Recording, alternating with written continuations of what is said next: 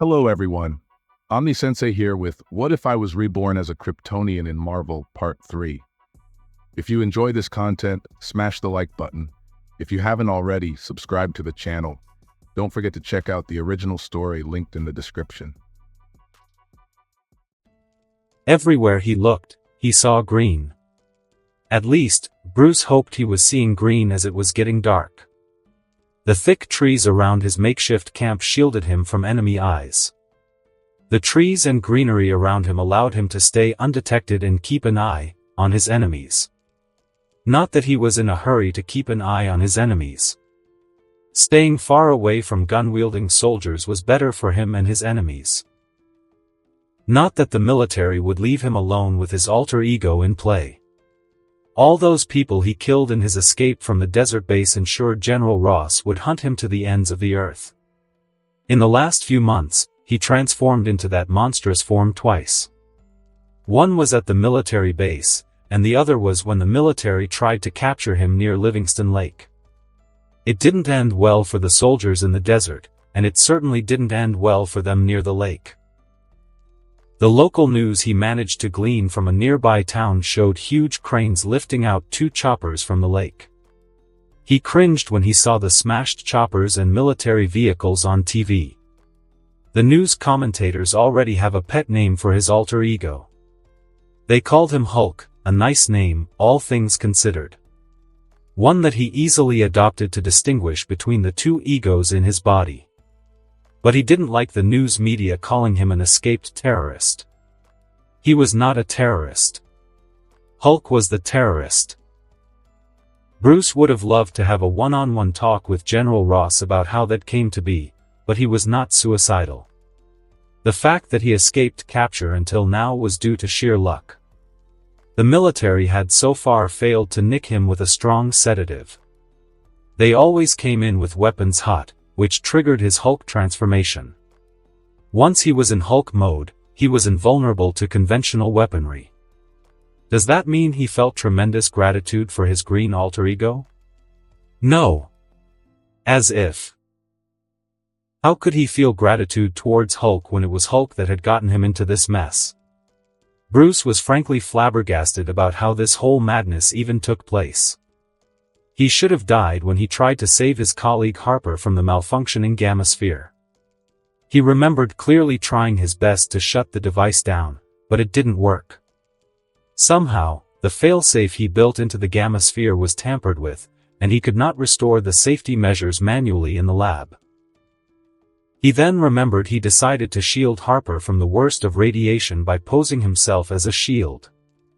Technically, it was not going to be much as gamma radiations could not be shielded by organic matter. He knew full well he was going to die. His hope was that Harper would survive somehow if he took the full brunt of the initial radiation. Contrary to his hopes, the gamma sphere somehow managed to let out some of the strongest radiation bursts he had ever seen. There was no other way the whole university campus would have been afflicted with gamma radiation. By the time the gamma sphere let out its full radiation, he had fallen unconscious. The next thing he knew, he woke up in a hospital bed surrounded by unbreakable glass panes and military-grade weaponry. Most importantly, he was under the care of Talbot, a longtime rival of his in the research field. Talbot had him tied up to the bed like a prisoner and began regaling the fiasco that went down in Culver in great detail. Apparently, the entire inhabitants of the university fell to radiation and were being treated in the base, and the military was pinning it all on him. At least, that's what Talbot said, and he had no reason to doubt the prick. The strange thing was Bruce was the only one not showing any symptoms of radiation poisoning. So, the military kept him in observation, and then Talbot began a long spiel about all the experiments he was about to do on Bruce, as well as forcibly taking all their research data. Bruce didn't know how, but his heartbeat picked up speed like that of a supersonic missile. He felt rage like never before as he watched his life's work being washed down the drain by this entitled peacock. He could hear the screaming of Talbot, and the guy tried to keep him down under with a sedative, but Bruce remembered breaking free. When he stood up, he was far too tall, and from then on, his memory was sketchy at best. He woke up in a cave somewhere in Texas with his clothes all torn off, sans some part of his pants, which became far too large for him to wear. With no money and no clothes on his back, he had to resort to stealing and scavenging to survive on his own. He had tried to contact Betty, and that's how he was chased by the military all the way to Livingston, where another transformation was triggered by Ross's men. It had taken Bruce a lot of effort to make his way to Monkey Island. Not that he planned to be stuck on the island. He was more like he was forced to hide in the woods as staying near Cameron became difficult with patrolling police and other agencies on the lookout for him. Bruce rubbed his hands and placed them near the small fire he had prepared thanks to a stolen lighter and a bunch of dry wood he scoured from the woods. He pressed his warm palm to his chest and once again rubbed his hands before repeating the process. Staring into the flames, he considered his options. He had to somehow find a cure for his condition. Because of his present condition, he could not run too fast or even do anything that would keep his heartbeat high. There was a clear danger that he posed to the rest of humanity. He could not allow himself to be captured either. If Ross managed to catch him, then the US military might try to use him or replicate his condition in their soldiers. The last thing he wanted was for his condition to be used as a weapon of mass destruction. The scale of destruction that could be unleashed if that were to happen horrified him. If the Hulk could be weaponized, it'd be the greatest tragedy after the discovery of dynamite and nuclear weapons. Bruce could not allow that to happen. He wanted to obliterate the Hulk from his body at any cost. He could not allow a weapon of mass destruction to be birthed from his research. A single drop of tear fell from his eyes at the thought of how everything changed in the last few months. He was researching to find cures for cancer and other incurable diseases. Bruce thought of how everything had changed. He was working in Berkeley on the use of gamma radiation and its uses to enhance a serum that could combat infected cells. If the research had been successful, his method could have replaced chemotherapy. It was then he and Betty were approached by Culver with increased funding for their research. He had his doubts, but they were quite underfunded in Berkeley, so they took the offer. Now, Bruce was not so sure he should have agreed to move their research to Culver. Berkeley was far safer, and perhaps this accident wouldn't have happened at all. He worried about what happened to all the others, for Harper and Betty, and for the lives of all the people he affected with his research. Bruce rubbed his tear-stained eyes. Taking a deep breath, he tried to calm himself. He would find Betty and ensure she was okay before he would flee the country. And then he would find a cure for his condition somehow. Bruce didn't know how long, but he stared into the fire for a long time, thinking of all the choices he had made in the past and what was waiting for him in the future. Somewhere along the way, his eyes closed, drifting to the realm of sleep. He woke up with a jerk, hearing the sound of a chopper. He looked up as a chopper zoomed past his general location over the island. He immediately began to throw soil over the fire. The fire had gone out, and only some smoke was visible, but he hastily dumped sand over the burnt wood and made a run for it, hoping no one saw him. The chopper came back, this time with light trained on the woods. Bruce felt his heartbeat picking up pace, and he slowed down to make sure he was not going to transform into Hulk. Another chopper joined in on the search, and this one came too close for his comfort. Gas grenades were launched into the woods. Bruce ran with his hands covering his nose. More and more grenades began to fall into the woods. His skin began to burn, as well as his eyes and nostrils. Bruce let out a choked sob as he realized he was being hunted. Emotions surged forward in his mind, thinking of the situation he was in. It was too much for someone who was wrongly accused of being a terrorist. He only tried to save his friend from death. He could never hurt a soul. Bruce fell, tripping over a branch with his eyes burning under the attack of the chemical gas. His ears picked up on his rising heartbeat, but all he could do was close his eyes and pray for all the pain to be over. When his eyes opened again, they were green. Syrian picked up on the activities of the military as he observed the radar on his scouter.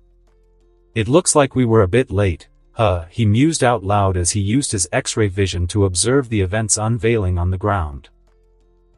"Sir, shall I dispatch the space bridge to extract Dr. Banner?" asked Optima. "No. The military has eyes on the good doctor. We need clear skies for extraction."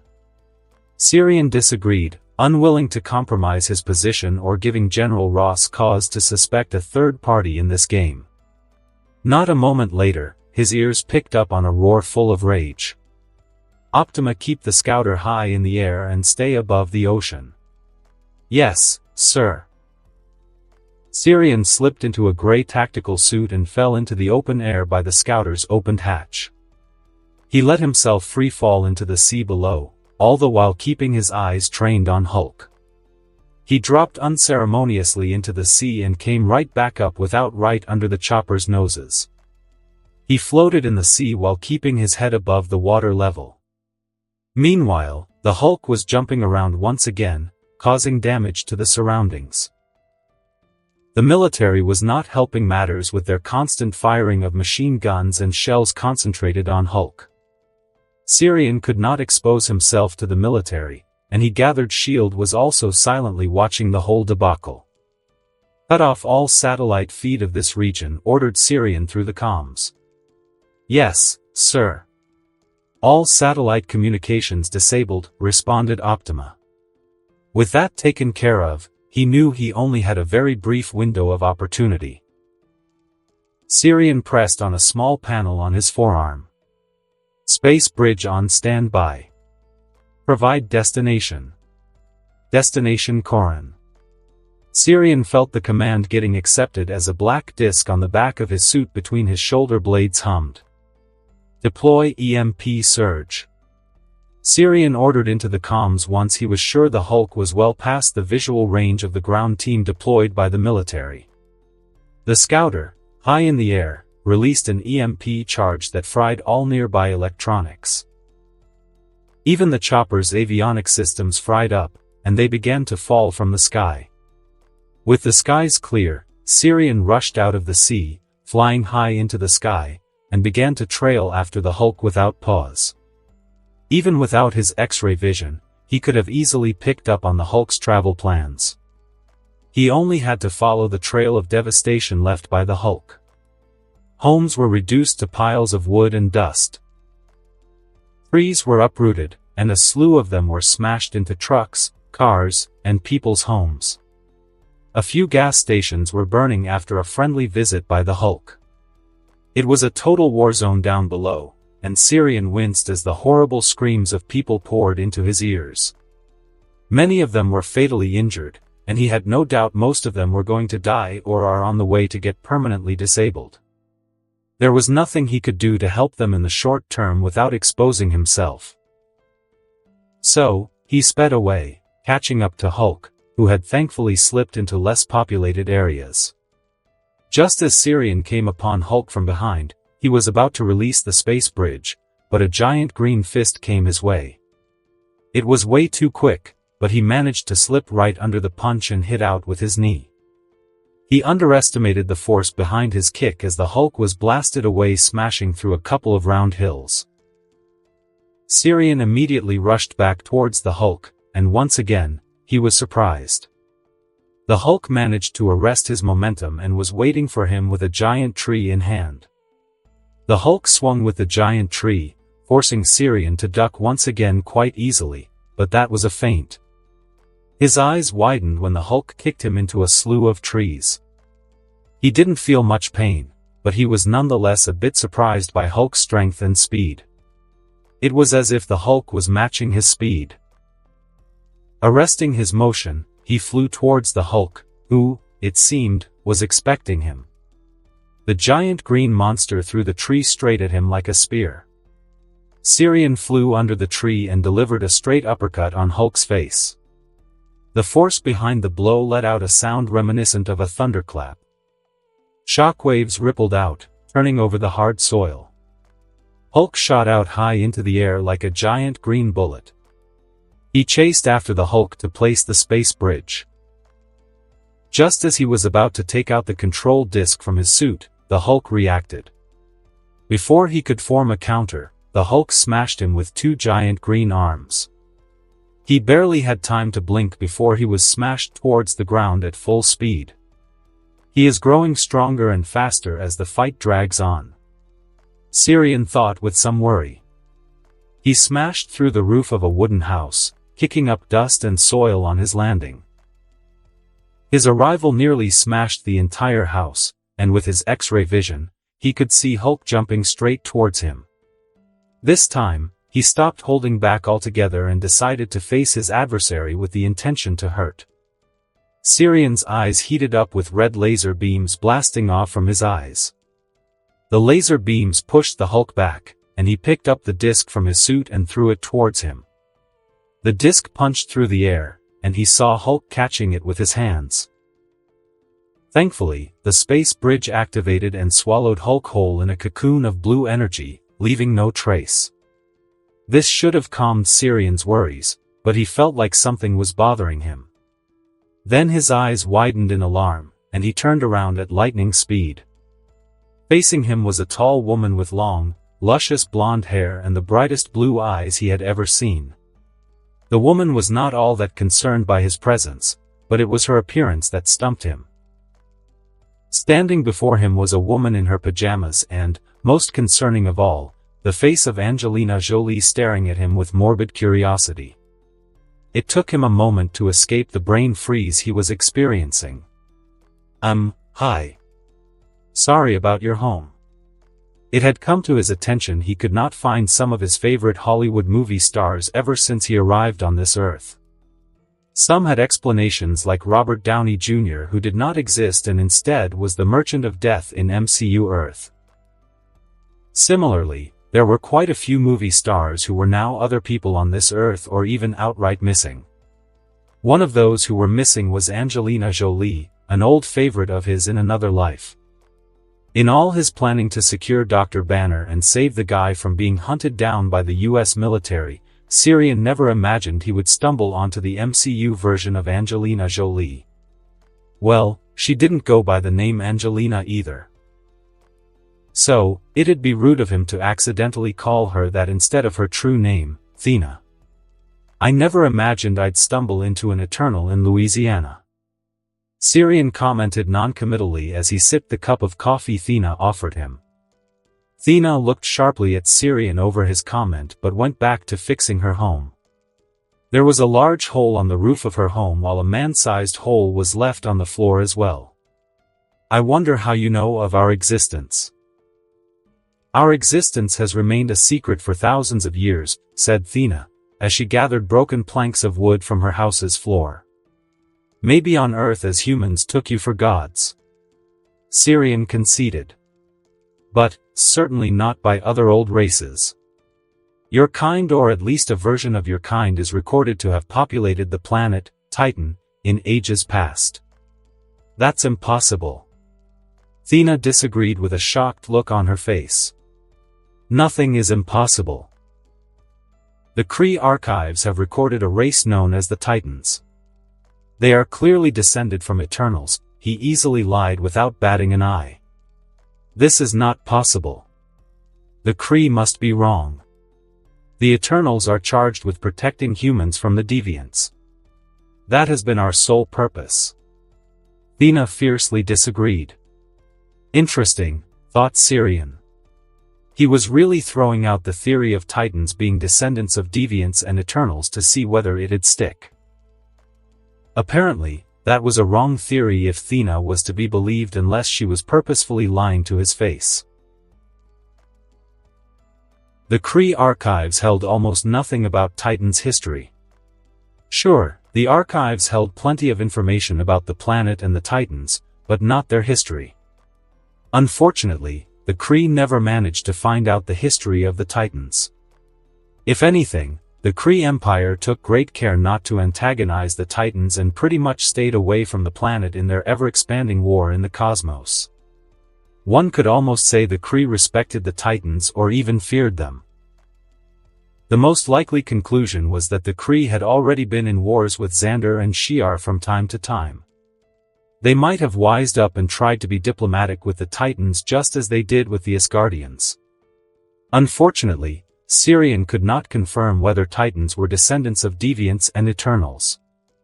His knowledge of Marvel Comics was shoddy at best. He was no fan of Marvel Comics and tended to focus on Batman in his earthly childhood. Even this bit of advanced knowledge regarding Deviants and Eternals came from some snippets of conversations among his old friends. Keeping that all aside, he decided to prod the woman. Charged with the protection of humanity. Charged by whom? He asked curiously. Before he could get an answer from Thena, the control panel in his suit began to vibrate. A red blip was also present on his wrist panel, which was not good. "Excuse me for a second," he said as he attended to the warning. Flicking open the panel, he was met by the video feed of Hulk smashing up Corin in rage. "It looks like I'll be busy for a while. Can we rearrange this meeting for another time?" he asked, looking up from the disheartening video feed of Hulk thrashing up his place. "I didn't realize we were in a meeting," said Thena with an amused tilt in her voice. "Point. But we are going to continue this conversation, right?" asked Sirian as he felt the scouter hovering over the house. "Sure. Whenever you are comfortable," said Thena, shrugging her shoulders. "In that case. Toddles." Sirian nodded before flying straight out of the house and slipped into the scouter through an open hatch. To Corin. The hatch sealed itself as he sat on the command chair and the ship blasted away straight into the open skies at full speed. A few moments later, he gaped at the destruction wrought on Corin. The newly constructed pillars and a small section of the city were in the process of tumbling down. All thanks to one big green rage monster. Oh, hell. When he transported the Hulk to his island, he had hoped the creature's rage would subside, and Banner would return. His slight miscalculation left him with more work in the coming days as he traced the trail of destruction the Hulk left on Corin. Sirian cursed as he noticed Hulk was now eyeing his scouter. Not a moment later, Hulk threw a full-blown tree straight towards the ship. Sirian immediately positioned the ship away and prepared himself for another bout. But this time he picked up a small black pyramid and secured it on his suit's tactical belt before dropping down from the opened hatch. Air rushed into his face, but that didn't keep him from seeing the huge tree Hulk threw at him from the island. Red-hot laser beams blasted out of his eyes, bisecting the tree. The two halves diverged away from his position. He flew straight unimpeded by the attack to attack the Hulk, who had picked up another tree and held it like a baseball bat. What is it with this guy? Does he have a grudge against trees? Sirian mentally groaned. Just as Sirian closed in, Hulk swung with all his might, but Sirian cut the tree with a concentrated laser blast before quickly catching Hulk in a chokehold. Calm down. Sirian whispered as he wrapped his arms around Hulk's neck and brought the head of Hulk to ground level. I'm here to help you. Unfortunately, his appeal fell on deaf ears as an elbow to his nose was the response he got. The blow hardly fazed him as he was prepared this time. Unlike their previous fight, he was exerting more physical powers to combat the Hulk, know that he knew the creature could take some punishment. Okay, that was not nice, he muttered, pushing away the Hulk. He narrowed his eyes when he saw the Hulk smirk as if he had won a great victory. Okay, big guy. Let's stop this dance and calm down. You won't like it if you piss me off. Sirian warned. Once again, his warning was not much of a deterrent for the Hulk, who jumped high into the air with an animalistic roar. If he was anyone else, he'd be running for his life, but he was a Kryptonian. As Hulk plummeted towards him with two raised fists intent on crushing him into the ground, he let go of the kitty gloves, so to speak. Sirian rose up to meet the Hulk head-on and slipped inside Hulk's guard easily. The problem with taking on mindless berserkers in a fight was that they tend to be a walking destructive force with no care whatsoever. The Hulk was a classic case in this regard, and this was one of the reasons why he held back in Louisiana. But, over here on this depopulated island, he could take his chances. Syrian drew his right hand back as he slipped in easily under Hulk's wide exposed guard and punched straight on Hulk's abdomen. When his fist connected with the Hulk's skin, the air around them compressed under the weight of his attack, and the Hulk let out a grunt. With a boom, the Hulk was swept away under the force of Syrian's punch. He didn't wait around to see whether the Hulk would recover. Instead, he quickly followed the big guy as he punched through a row of trees and sand. Syrian quickly caught up to Hulk and had the big green rage monster face down with his leg over the Hulk's spine. Instantly, he slapped the black pyramid on Hulk's body and caught two of Hulk's arms. He began to pull the arms back while keeping his leg on the Hulk's spine. The roar let out by Hulk made him frown, but he kept exerting pressure. While he kept the Hulk pinned down, the pyramid began to do its work. The pyramid began to deconstruct itself and spill all over the Hulk's body. As the pyramid spread all over the Hulk's body like a painted suit, Syrian slowly began to decrease the pressure he was exerting. The Hulk thrashed around a bit, but clearly, he could see the big guy was slowly calming down. A few minutes later, the Hulk was asleep and slowly began to phase shift to his human form. The pyramid was a polymorphic suit he designed specifically to deal with the Hulk. It worked by covering the entire body of the Hulk and releasing a powerful breathable sedative. The suit kept the sedative trapped inside, thus forcing the Hulk to breathe in the chemical agent. He had no idea whether it'd knock the Hulk out, but he was lucky enough for his sleeping agent to work its magic. Letting out a sigh of relief, Syrian stepped back from his downed opponent and looked around the island. Looking at the total devastation that Hulk dealt to Corin, he cringed. On second thought, it could have gone better if he had just led with the suit. Bruce rolled around in his comfy bed quite happy. It had been ages since he felt this comfy and peaceful. Wait a minute. A comfy bed. Bruce's eyes opened wide in alarm, and he jumped out of the bed with a wild look on his face. He gawked at the surroundings with an open mouth. He was sure he was in a forest the last time.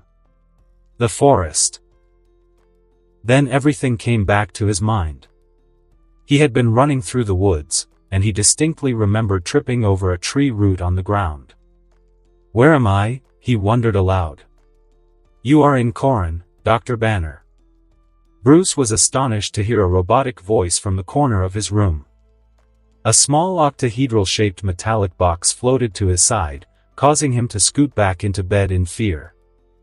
Please don't be alarmed. I'm only here to help you. Bruce eyed the robot with equal parts wonder and fear.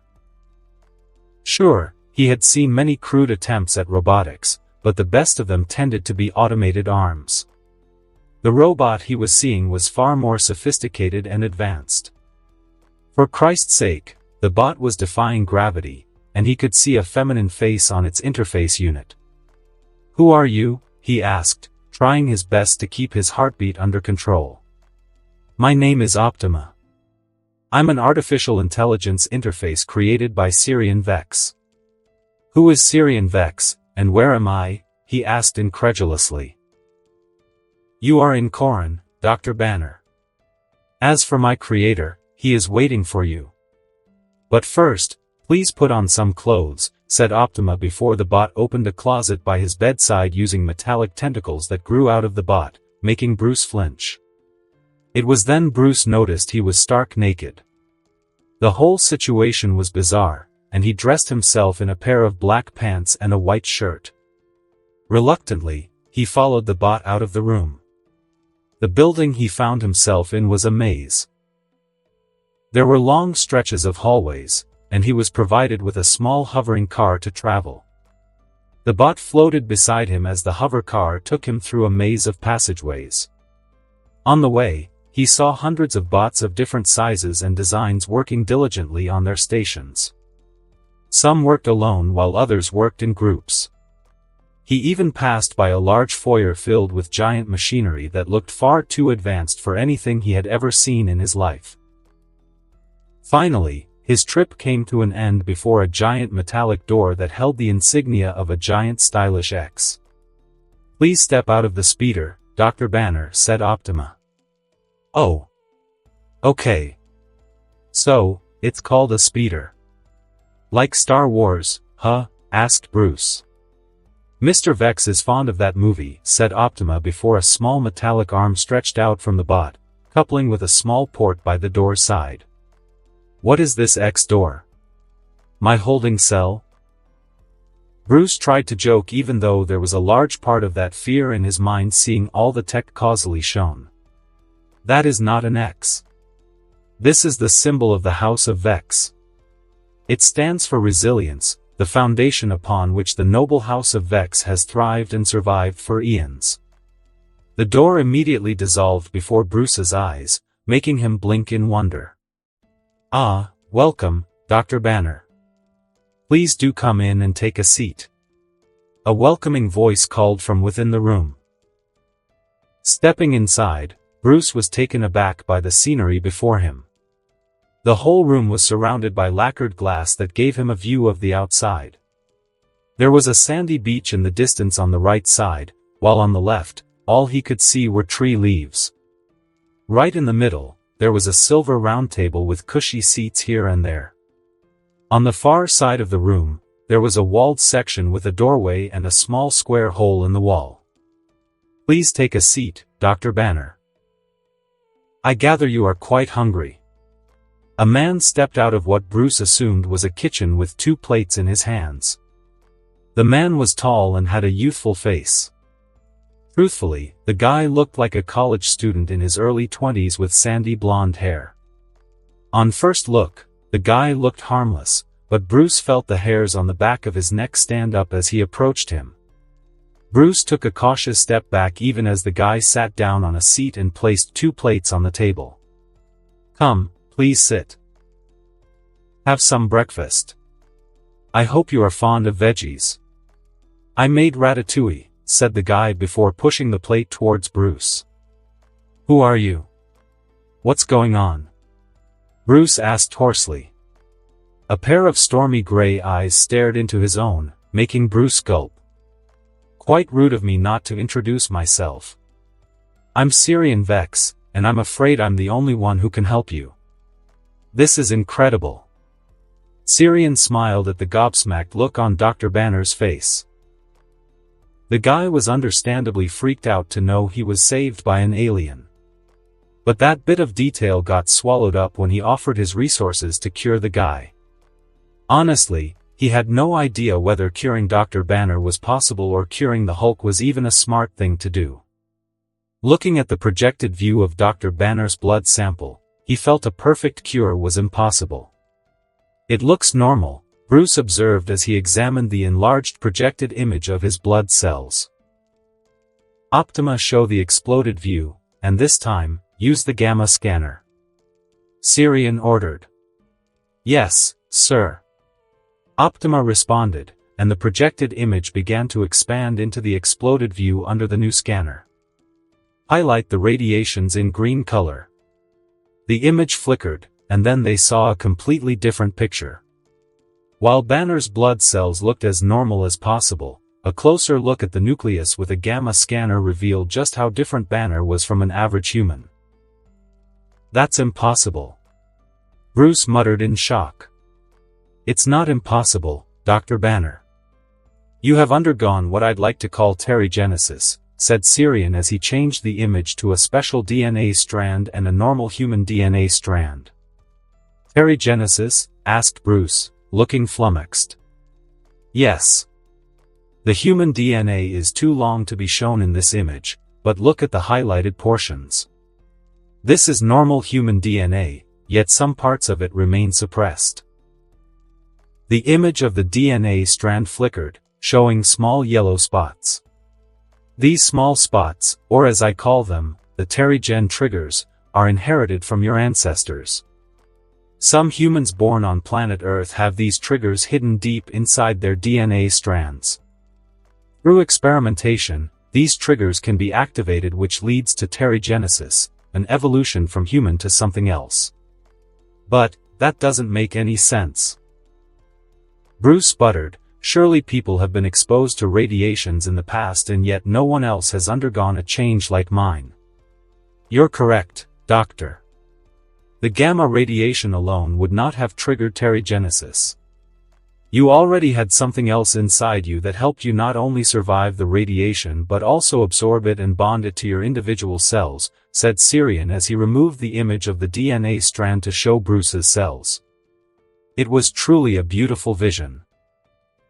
The nucleus lost its oval shape and now looked more like a pentagon with several hard layers at the outer shell. Look at the green shades on the nucleus, Dr. Banner. This is the absorbed radiation clogging the outer layers. Now, Syrian changed the image to another cell where the green shade was absent. This was the state of your cells before the change.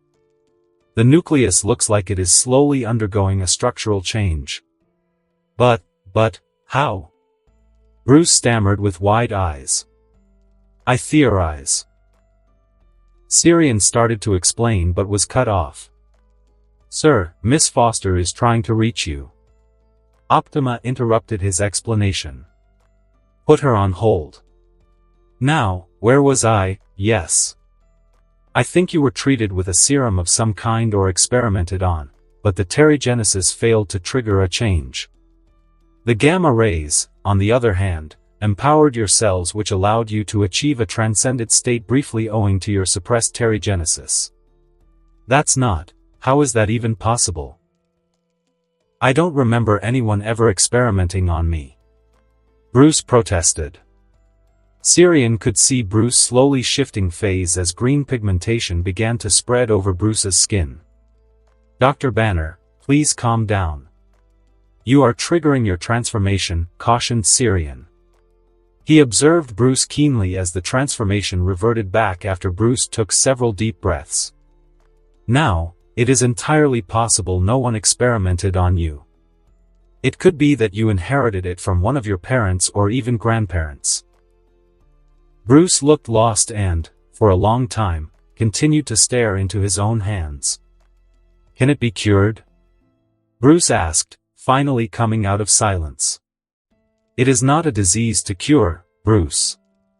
You have literally undergone an evolution.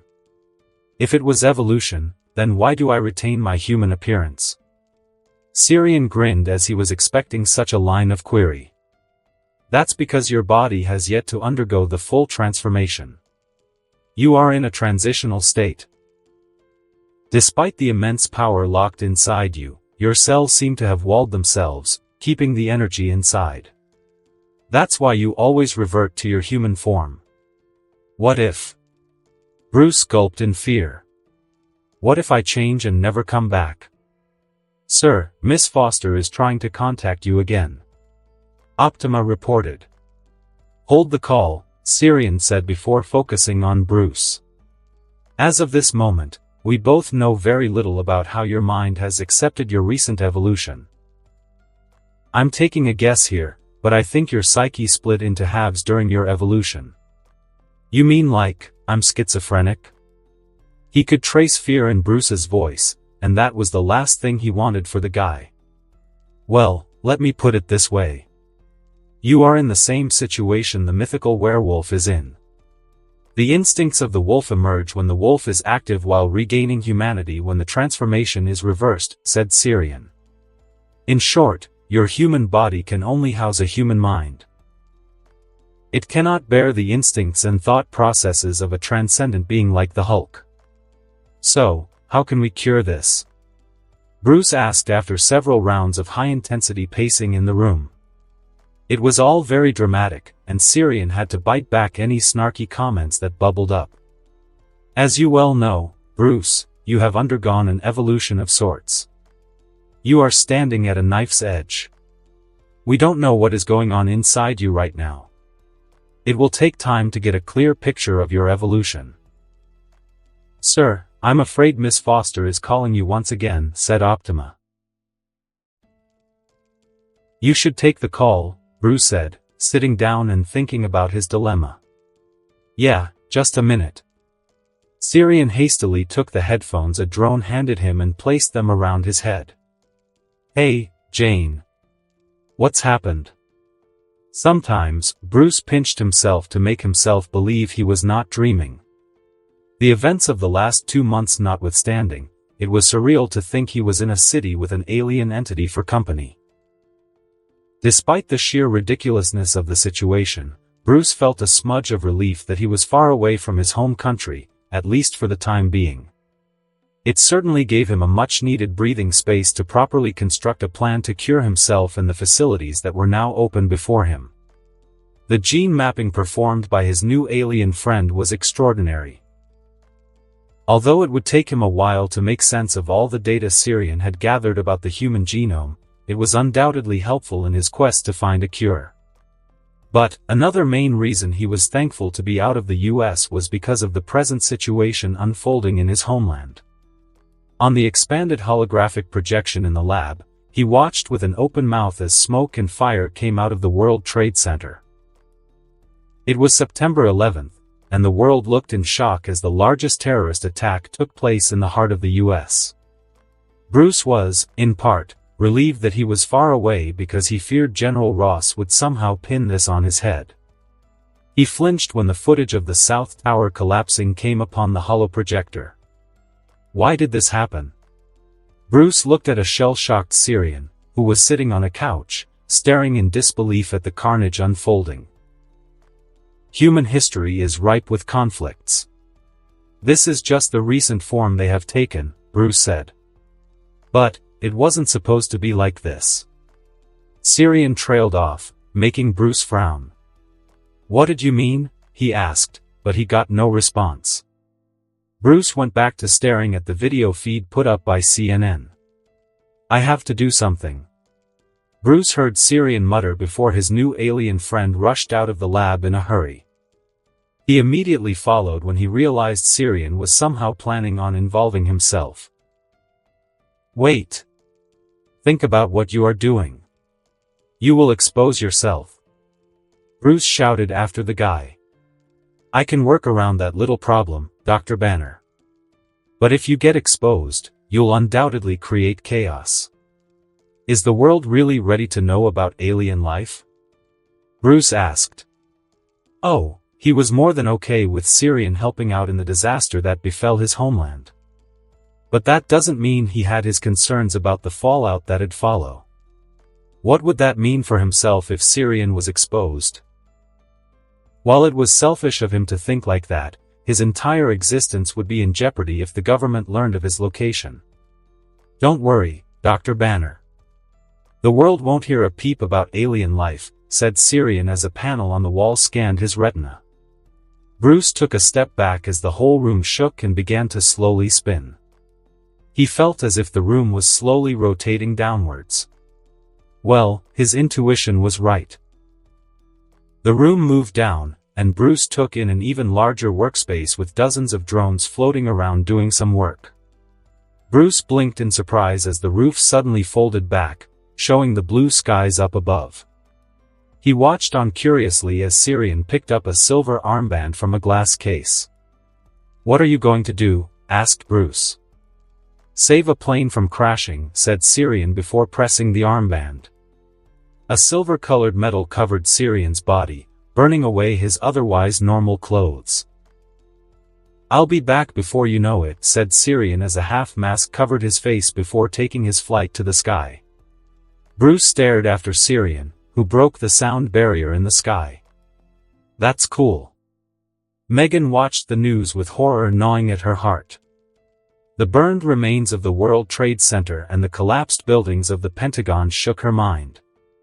Tears ran down her cheeks as she saw men and women covered in soot wander the chaos-ridden streets of New York. She had a little sister working over the city, and she had been trying to reach her all morning with no success. She didn't know why or how these madmen could callously snuff out innocent lives. This was not how wars were fought. All fighting was supposed to happen in some distant land, not on the mainland. Megan clutched the cross her mother gave her before passing last year. The cross gave her a sense of protection. She prayed for her sons who were in school to stay healthy and sound of mind. She prayed to her Lord Jesus to help the people of New York and to punish the wicked men who concocted these attacks. Suddenly, she heard the sound of a plane in the sky, and it felt too close for her comfort. Megan ran to her door and saw a huge plane flying over her house. She gasped in fear, as the plane was far too close to her house and flying at an odd angle. She could make out the rivets on the plane's body, and strong gales of wind made her stumble back. "Oh Lord!" She gasped as the plane flew straight toward the school of her children.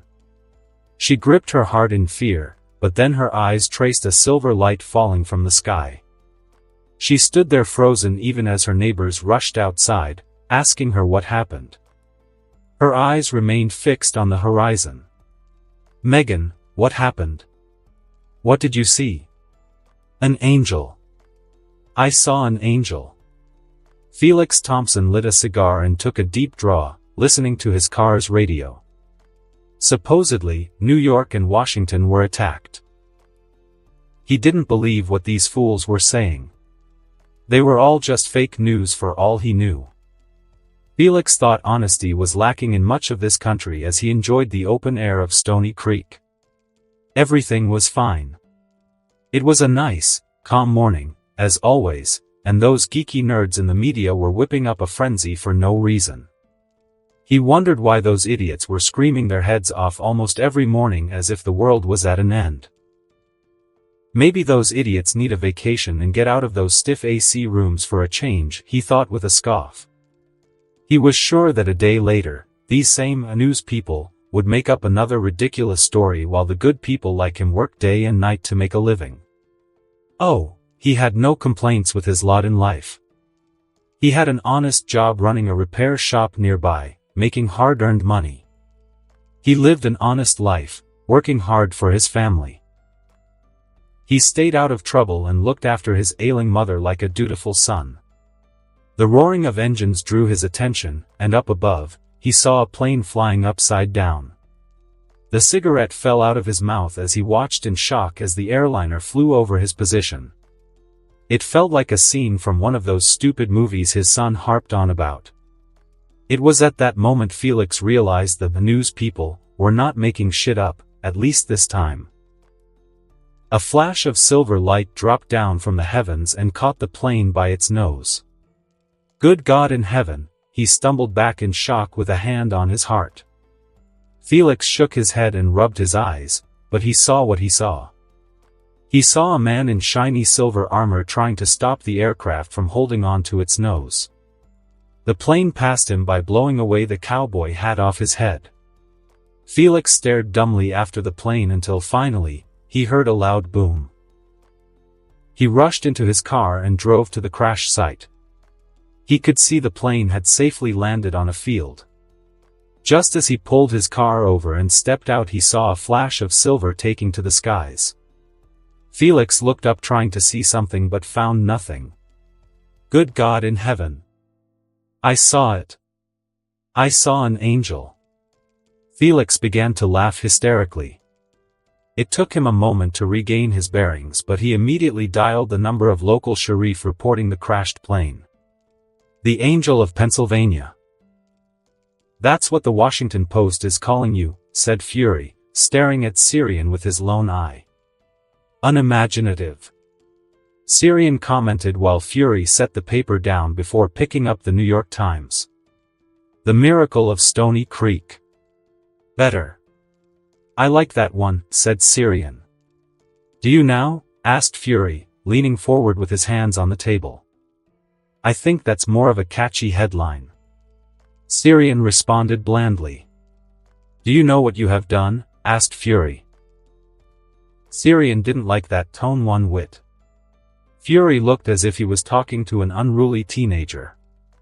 Do you? 'Cause I think I just saved lives, and I think you managed to capture the hijackers. Oh. So you want a standing ovation, do you? Fury smirked. Syrian's eyes twitched in irritation. No. You could tone down your bullshit a bit. Fury remained seated and eyed him silently. Tell me something. Why did you intervene? There have been numerous incidents where people were under threat of losing their lives. You've never interfered then, and let me remind you, you were the one who asked for immunity from interfering with human affairs. So why now? Syrian leaned back in his chair while drumming his fingers in agitation. Sometimes you just react without thinking of the consequences. At the time, I only thought of saving the lives of the people on Flight 93. I suppose that's also the reason why you intervened and abducted Bruce Banner? Fury needled without batting an eye. He eyed Fury with a poker face, refusing to show any reaction.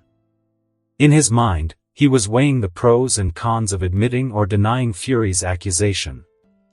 The thought barely lasted a second before he came to a quick answer. That's one of the reasons, said Syrian, admitting to the rescue of Bruce Banner, the other being he is undergoing terrigenesis, and the last thing he needs is your men hunting him to the ends of the world, which might erode his psyche. Fury sat up with interest. Terrigenesis? Man, I walked right into that one, didn't I? Syrian thought with a groan. He supposed it was information already in Hydra's hands. So, S.H.I.E.L.D., knowing more about the Krie's past activities on Earth was not so bad. It is an intermediary phase to the next step in human evolution. This is why the Kree are interested in the human species. They found out your species has the potential to evolve beyond your current state. He could observe his answer worried Fury, whose heartbeat he was listening to keenly. The Kree are not involved with Dr. Banner, are they? Fury asked in alarm. Oh no. From what little I've learned, Dr. Banner was, at the very least, experimented on at an early age. Whatever that has been done to him lay dormant within until the accident in Culver. Fury finished with a thoughtful nod. Syrian looked curiously at Fury, noting the subtle shift in the heartbeat. You don't think it was an accident, he observed. All options are being considered, Fury muttered, silently asking him to drop the line of questioning, which he did. He was not going to be involved in any investigation S.H.I.E.L.D. was conducting. Removing Banner from the equation was far more helpful to the situation to ensure there was no escalation from any side. Well, I'd bet Dr. Banner was experimented on or at least inherited something from his parents. No normal human being can take the amount of gamma radiation the guy took and walk out of it with his life. On that note, Fury folded his hands atop the table for support. What are you going to do with Banner? In the best-case scenario, help undo what has happened to him, said Syrian with a shrug. And the worst being? Fury looked expectantly. The guy will have to live with it and somehow learn to control his phase shift. Is that possible? Fury's tone gave him the impression that the director of S.H.I.E.L.D. was not looking forward to having someone with the strength to flatten tanks running around. He could empathize with Fury's concerns about Banner letting loose in the middle of a city. That depends entirely on Dr. Banner. As I said, Dr. Banner is undergoing an evolution. It is for him to decide whether to take the step forward or remain as he is. Syrian said honestly. He had no idea whether Bruce would be receptive to accepting his evolution. It was no easy task to let go of oneself and become something else. He faced that same dilemma in Krypton, but he had the advantage of at least looking human. Bruce was not similarly blessed. So, he'd understand if Bruce would prefer to eradicate the Hulk from his body. The problem was that Syrian had no idea whether such a thing was possible. Based on the information he gathered so far, the least he could do was suppress the phase shift, although this option has its own problems. I'd like to be updated on his status, said Fury with a challenging look. Syrian shrugged. Sure. I'll also keep Dr. Banner in the loop. It doesn't sit well with me if I share information regarding him without his knowledge. He got the feeling that Fury was not keen on such a deal, but there was nothing Fury could do to convince him otherwise. Very well, then.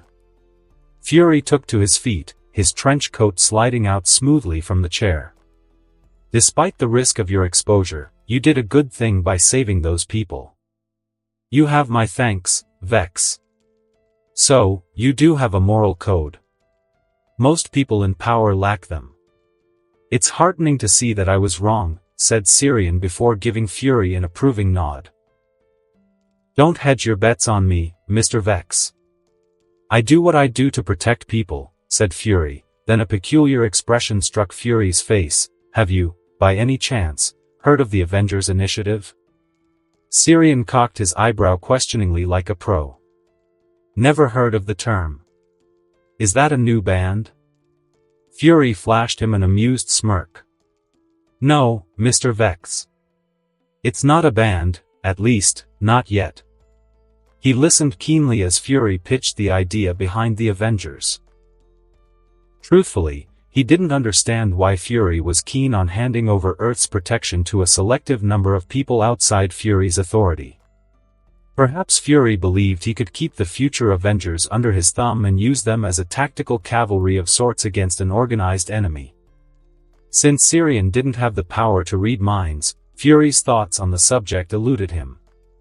Then again, there was no point in learning Fury's thoughts.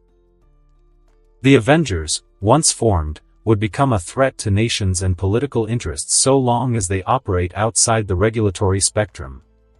When politics and nations oppose a group, it'd be hard for that group to operate in the open for a long time, especially when the majority of the group was comprised of humans.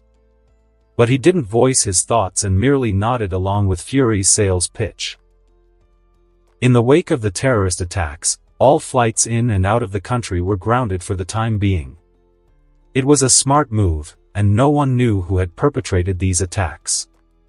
The only bit of good news is that the passengers of Flight 93 escaped a gruesome death, and the hijackers were properly captured by the authorities. The people aboard Flight 93 were far braver than the terrorists thought they would be.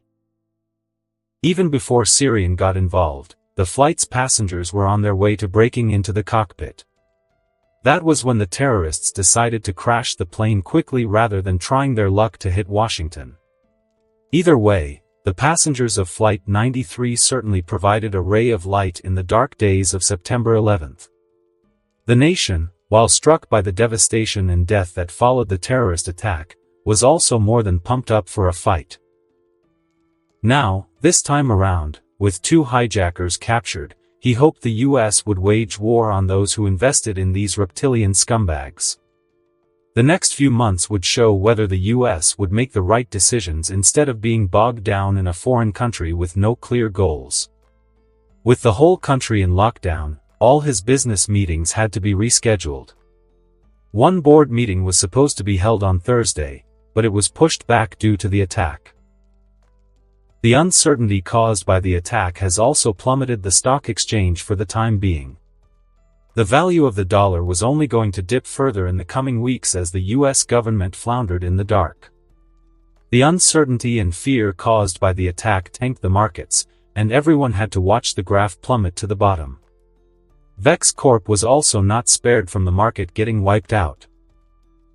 It would have been dark days ahead for an emerging company, so it didn't really surprise Syrian when he received 2 calls from 2 different people. Both of them came with offers, but only one interested him. The 2 gentlemen were Justin Hammer and Thaddeus Ross. Hammer was interested in buying Vex Corp and the guy did offer a lucrative sum of money. There was no chance in hell that Syrian was selling out his company to that loon or anyone else for that matter. After all, Vex Corp was his front to legally acquire enormous materials to restore his ships. Even so, he didn't immediately dismiss the offer. Instead, he asked for some time to consult with his board members before making a decision. A man like Justin Hammer had too many skeletons in his closet. Finding those skeletons would be an advantage to his plans. The guy must have become bold after the latest attacks. No doubt, Hammer was now greedily looking into the US Senate to declare war on some country and bomb the shit out of it for years. While Stark Industries would get the largest bite out of any defense contracts, the rest will trickle down to the rest of the wolves in the industry. An industry that was built by the blood of patriots, enemies, innocents, terrorists and criminals alike. Since Hammer had conveniently walked into his line of sight, Syrian was not going to let the man go that easily. Lounging on the couch in his Mountain View apartment's basement, he quickly devised a plan. Optima, I want hard copies of every bit of illegal activity Justin Hammer and Hammer Industries, in general, have indulged in. Syrian ordered. He was not certain what he'd do with the information, but he wanted it on hand to take down Hammer should the need ever arise. Yes, sir. With that out of the way, he could now focus on the second interesting figure who contacted him today. Surprisingly, General Ross's call was focused on a far more benign matter. And truth be told, he was interested in Ross' apparent decision to invite him over. To that end, he began to lay out the work for Ross' current interest. The general was not interested in super soldier serum, and even if he was, Syrian was not going to help the guy. This time, General Ross was interested in the instant healing technology he used on the desert base. The ability to heal a wounded soldier as quickly as possible was certainly going to be advantageous for a nation going into war. Anyone with a smudge of sense could see that America would be at war. The questions that remained were who, when, and where. The moment the political apparatus of America feeds the public with answers, the clamor for war would rise far stronger to take vengeance for this attack. And if fate held any sway over the future of this nation, it would go on to war with Iraq and Afghanistan. It didn't matter where at the moment, as the war was inevitable. Reducing the number of casualties before the war even began was an ideal thought. Syrian appreciated General Ross for that. At least the man had that level of concern for his men. Most men would not show such considerations. That was why he was intent on helping the US out of the war zone it was inevitably going to jump into without his direct intervention. Optima, activate the underground facility of Vex Corp and begin construction on Model SD-1. As you wish, sir, said Optima. He had built the underground installation with the help of his drones just in case any sensitive work needed to be moved from earthly automation. Now, he finally had an excuse to have the facility operational, as he had a demonstration to perform. The next day, he was at a military facility on General Ross's invitation. Outside the large demonstration facility, soldiers were undergoing their rigorous training regimen. Mr. Vex, welcome abroad to our base. Ross greeted him gruffly. General. Thanks for the airlift. It should not have been easy to arrange an airlift from California to Arizona considering recent events. The Army does not function with fear in mind, son. If we get hit, we will hit them back 1,000 times harder, was General Ross's gruff reply. Of course. Syrian otherwise remained silent after that and only took note of several members of an Army expert panel. Most likely, they were part of the defense acquisition of the Pentagon. Now, Mr. Vex, know that the panel assembled before you has the highest military clearance in the country. Whatever your agreements with SHIELD are, they do not prohibit you from sharing any information with us. Is that clear? Of course, General. Your people debriefed me in detail on all the relevant documents, said Syrian. Now, may I proceed? You may. Thank you, General. Gentlemen, what you are about to see will change the face of warfare as we know it. With a flourish, Syrian opened a small box before picking up the controller. Switching on the controller, he activated the discs, and they floated out of the box one at a time. There were 4 discs, 2 of them were painted black, while the other 2 were painted purple. The mere fact that 4 discs that can fit in a human palm just floating in the air without any observable flight assistance took the panel by surprise. The discs are mobile using anti-gravity technology powered by a 100 kWh Turanium battery, which can last for 6 hours if continuously used. Now, the blue discs are called restoration discs or RD for short. They house a high-intensity amplifier and an electrode that helps to absorb and convert the sunlight into Vita rays that enhance metabolism in the human body. Observe. On General Ross' nod, a soldier cut his palm with a knife. Blood poured out of the cut, but Syrian controlled the discs to deal with the soldier's injury. A small burst of Vita rays exited the discs, impinging the soldier's palm. With a hiss, the wound closed itself with nary a sign of the wound's existence on the soldier's palm. Any questions? Syrian looked around at the expert panel, but they were just staring at the discs with wide eyes. It was General Ross who broke the silence. What are those purple discs? I'm glad you asked, General. Could you please direct any of your men to shoot at the purple discs, said Syrian as he made some adjustments on the controller. Ross looked hesitant at first but ordered one of his men to shoot the discs. As the shots were fired, the blue discs let out a pulse of energy, and an energy shield sprung up in a straight layer, stopping the bullets. The whole room, full of army officers, looked down at the crushed bullet heads lying on the floor with collective shock. I call them shield discs or sometimes shielders. They need more trials, but as prototypes, they do function very smoothly. Do you have any questions? Syrian checked himself in the mirror, searching for any flaws. He once again adjusted his hair a bit and kept it swept back. The drawback of having Kryptonian heritage was that he could not employ people to groom him for public events like this one. After all, how would he explain if a comb just snapped when the beautician decided his hair needed to be combed? He could withdraw his tactile kinetic shield, but there was a chance he could accidentally lose control. Even if the chance was as low as 10%, he was not willing to take that risk, especially in the current atmosphere. His interference with the 9/11 attacks had some unforeseen consequences. The good news was that no one recognized him, which was a plus point as he was nowhere near prepared for that kind of attention.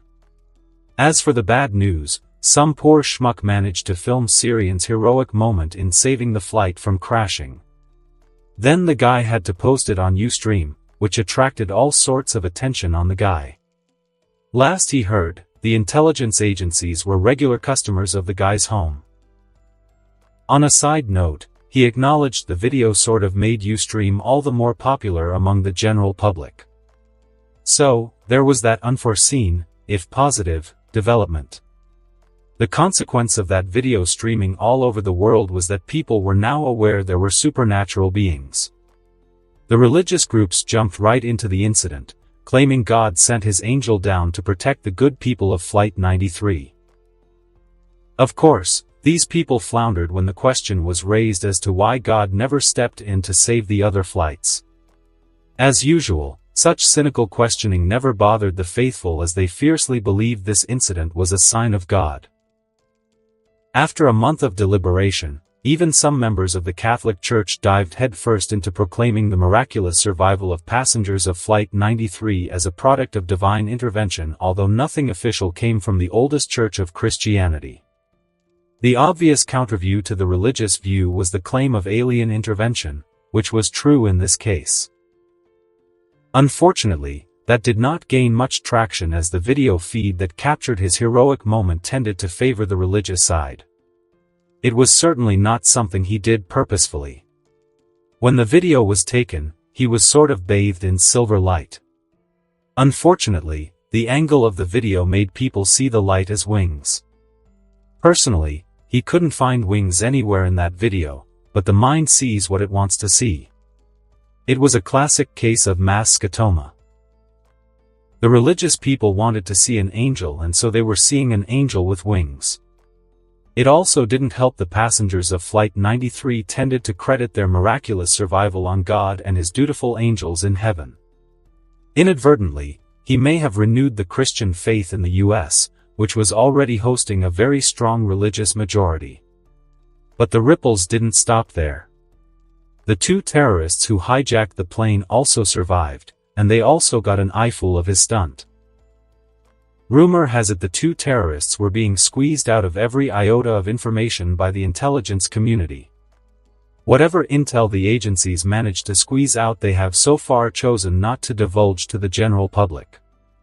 However, there were rumors circulating, and conspiracy theories were quite rampant.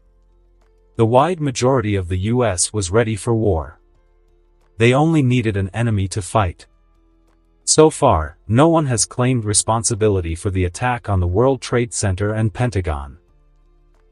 But, with two terrorists captured and the subsequent investigations carried out by the intelligence agencies, it was only a matter of time before the US went to war.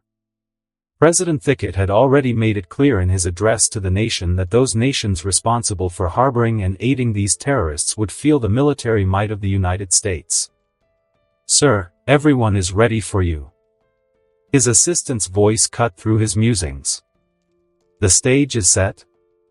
"Yes, sir," Gavin affirmed. "Just give me a minute." Gavin nodded before closing the door. Syrian looked at himself in the mirror before taking a deep breath. He adjusted the sleeveless vest he was wearing over his blue shirt one last time. It was now or never. "Everyone, please welcome the CEO of Vex Corp, Mr. Syrian Vex." Syrian walked onto the stage with a welcoming smile, to the applause of many in the gallery. The audience even gave a few exciting whistles, which were totally not planted. "Thank you for that warm welcome. And for those of who took the trouble to whistle, I'll keep this short and interesting. I guarantee you won't be bored to death." The audience laughed and gave a few appreciative whistles here and there. It was always important to ease a crowd to attract their attention span. And seeing as he only had a few things to say and the rest was just a presentation, he needed all the attention. On the screen, the symbol of Vex Corp, which was no different from the symbol of House Vex, was proudly displayed. Before I share the future of this company with you, I'd like to introduce you to two new products. Clicking on the remote in his hand, the screen behind him shifted to show the image of a V-Pod. You are all familiar with the V-Pod, I assume. Well, it is my greatest pleasure to inform you all that the sales of V-Pod have crossed the 1 million mark as of today. Just in the US alone. There was applause once again. The lesson we learned from V-Pod's success is that people love technology. The simpler and more advanced it gets, the better the reception will be. We are poised to corner the market and replace other competitors because our product is sophisticated and user-friendly. So, keeping this in mind, I'm launching a new product today. The screen behind him flickered to show a thin metallic strip. On a further click on his remote, the metallic strip opened to show a screen. Meet Vex Corp's answer to increasing the collective computing power of the world. Meet Sol Prime, the laptop that is going to replace your PC simply because it outperforms any computer available in the market. With a V1 core processor and an OS of our own design, this laptop also hosts 2 GB RAM with a 200 GB hard drive. You can also use the wireless earphones with Bluetooth connectivity, and they have a 4,400 mAh battery. He could see that he had already gained quite a lot of attention. Now, it was time to draw in more customers with a few more flashy products about to enter the market. He took note of the cameras screening everything in the background. They were directly being live-streamed in Ustream. He also made a mental note to mention their compression algorithm, which made live streaming so simple and efficient.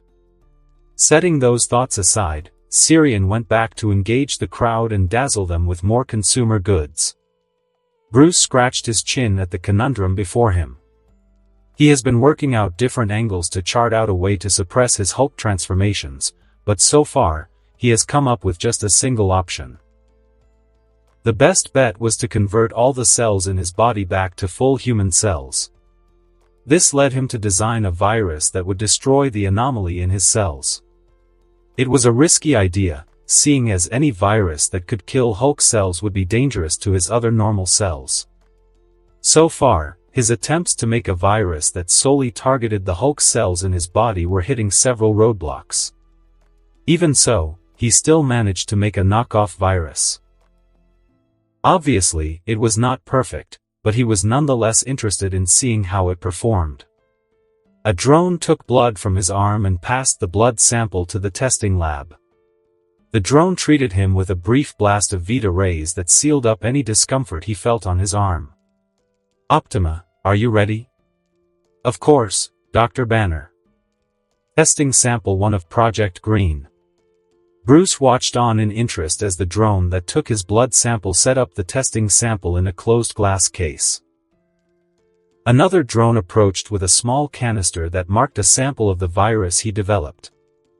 From the safety of a glass door, he watched as a sample of his blood was exposed to the virus. Applying Liberty 1 to Sample 1, said Optima in the background. Bruce had named the virus Liberty because it was supposed to free him from the Hulk.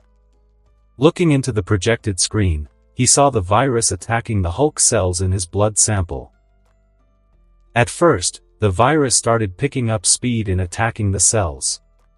He could see the percentage jump from 5 to 15 within seconds, but once it reached 20, the virus began to flutter out. Sample 1 failed. Test Sample 2, he ordered, not losing hope yet.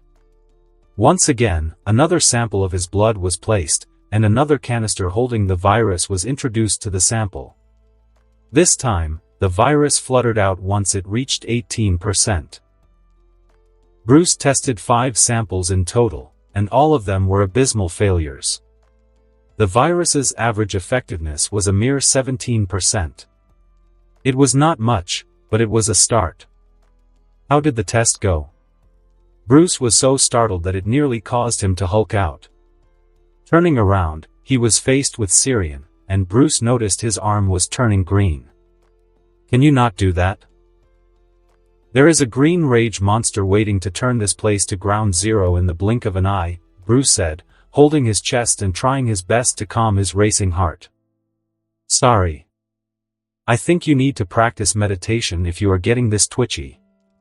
Bruce shook his head at Syrian's suggestion. I don't think meditation is the key.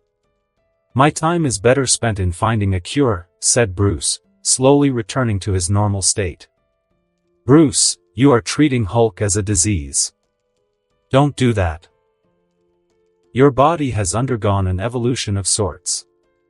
What you are struggling with is your mind. If you have better control of your consciousness, you will be able to control the transformation. Bruce frowned while letting out a scoff. This is purely a genetic anomaly. If I can destroy the infected cells, then I can remove Hulk from my body. Syrian let out a sigh. Of course, I will aid you in finding a cure, but meanwhile, think about this. Your transformation is triggered by your heightened emotions. Your body undergoes an increase in muscle mass, coincidentally releasing a lot of energy from your cells. Do you honestly believe such a change in your body can be eradicated? That gave Bruce pause while looking at Syrian with wide eyes. What are you saying? He asked, not liking the direction Syrian was taking this conversation. There is a strong possibility that you may not be able to eradicate Hulk in its entirety. Syrian said, directing a look of pity at Bruce. You mean I'll always have to live in fear of changing into Hulk? Bruce asked, with fear shining in his eyes. Not if you learn to master your emotions. Have you ever thought why you are not in control when you change into the Hulk? Bryce remained silent. He had given it quite a bit of thought, but several conclusions he reached were not to his liking. An alter ego is forming inside your mind, Bruce. And I think you also agree that's a bad idea. We need to ensure your split in the psyche is reversed first, and the best way to do that is through mastering your mind. Bruce was not entirely sure such an approach was worth pursuing. This was mostly because it was not a scientific approach, and he couldn't exactly predict any results. Of course, any scientific approach he knew also did not guarantee any results, so he was in a difficult place. Tell you what, I will arrange a teacher for you. All I ask is that you try this out for a week. If you feel it's a waste of time, you can always come back here to continue your research. Syrian suggested. Bruce considered the idea for a while and finally decided to give it a try. Alright. But I can't exactly show my face outside as I'm still a wanted man in the US. Bruce watched on curiously as Syrian waved away those concerns. You don't have to worry, my friend. The place I have in mind has no extradition treaty with the US. Now, that got Bruce curious and a bit of relief. Where exactly is this place? He asked curiously. You are going to love this, Bruce. What do you think of a trip to Kathmandu? Kamartaj. Do you know a place called Kamartaj? It was the 100th time Bruce was asking only to get weird looks from the native Nepalese men. The women in this place promptly ran away when he posed the same question as if he was carrying something contagious. The people around him on the busy street were looking at him as if he was a monkey in a zoo. Well, I'm one of a kind around this place. Bruce thought amusedly. It was strange in a way. He had been wandering around the capital of Nepal in search of the place known as Kamartaj for the last week. Strangely, he was developing a sense of kinship with the place. The bright colors around the streets were an eyeful of cultural shock that he was yet to get used to. However, he liked seeing all those decorations, handicrafts and flowers on full display. Temples and monasteries with beautiful carvings and strange rituals involving flowers were an everyday sight. The whole street was decorated with a variety of flowers and some people made a living out of selling flowers. Bruce had even brought a pack of jasmine flowers. He couldn't help himself, and he found the smell particularly calming for some reason.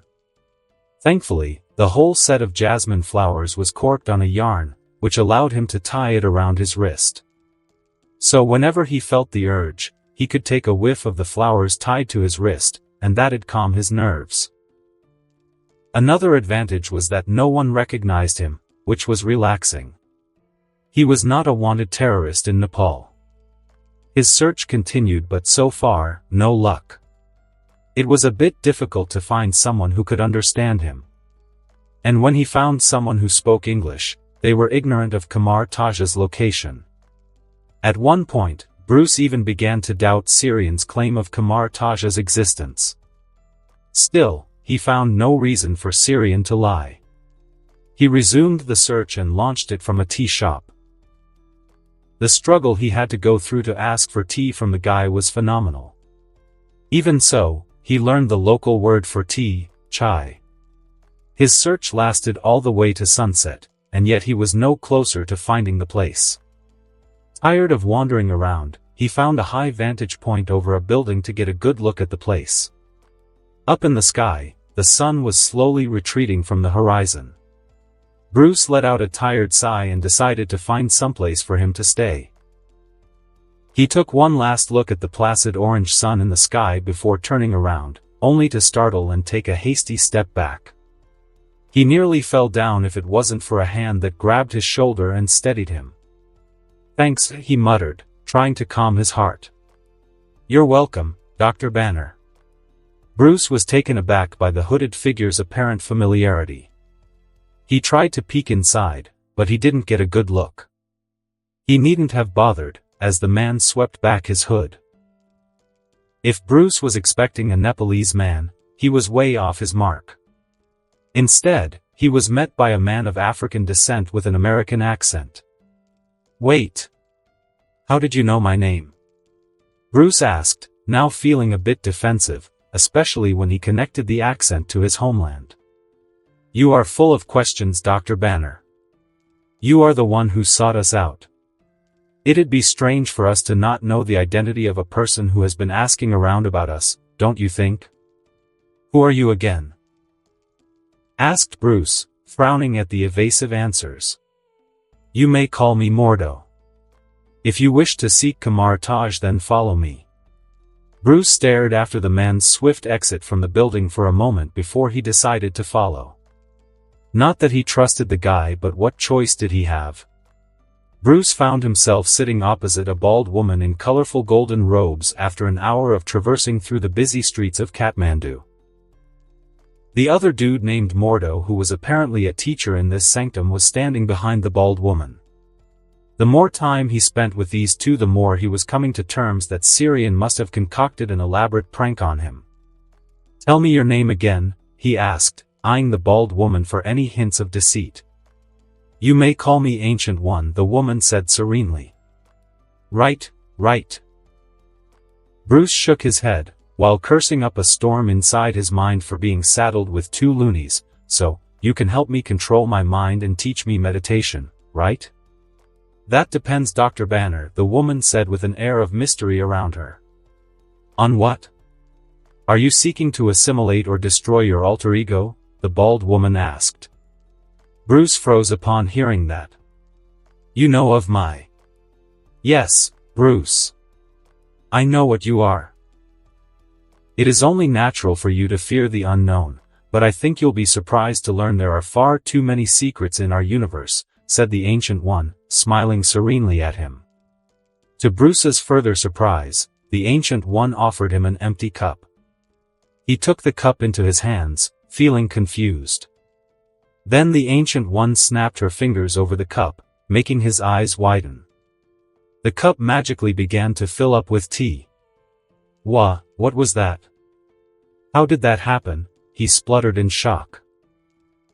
"As I said, Bruce, there are many secrets to the universe. If you are willing to open your mind, then I shall teach you all that you need to know." Bruce felt like his faculties had cheated him. He blinked many times to see whether he was hallucinating.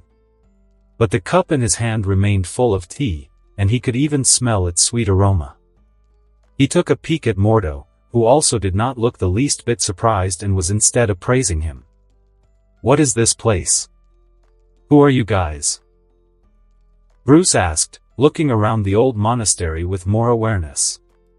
"We are members of the Order of Mystic Arts charged to protect what you experience as the reality. I believe you still have many questions." "You don't say."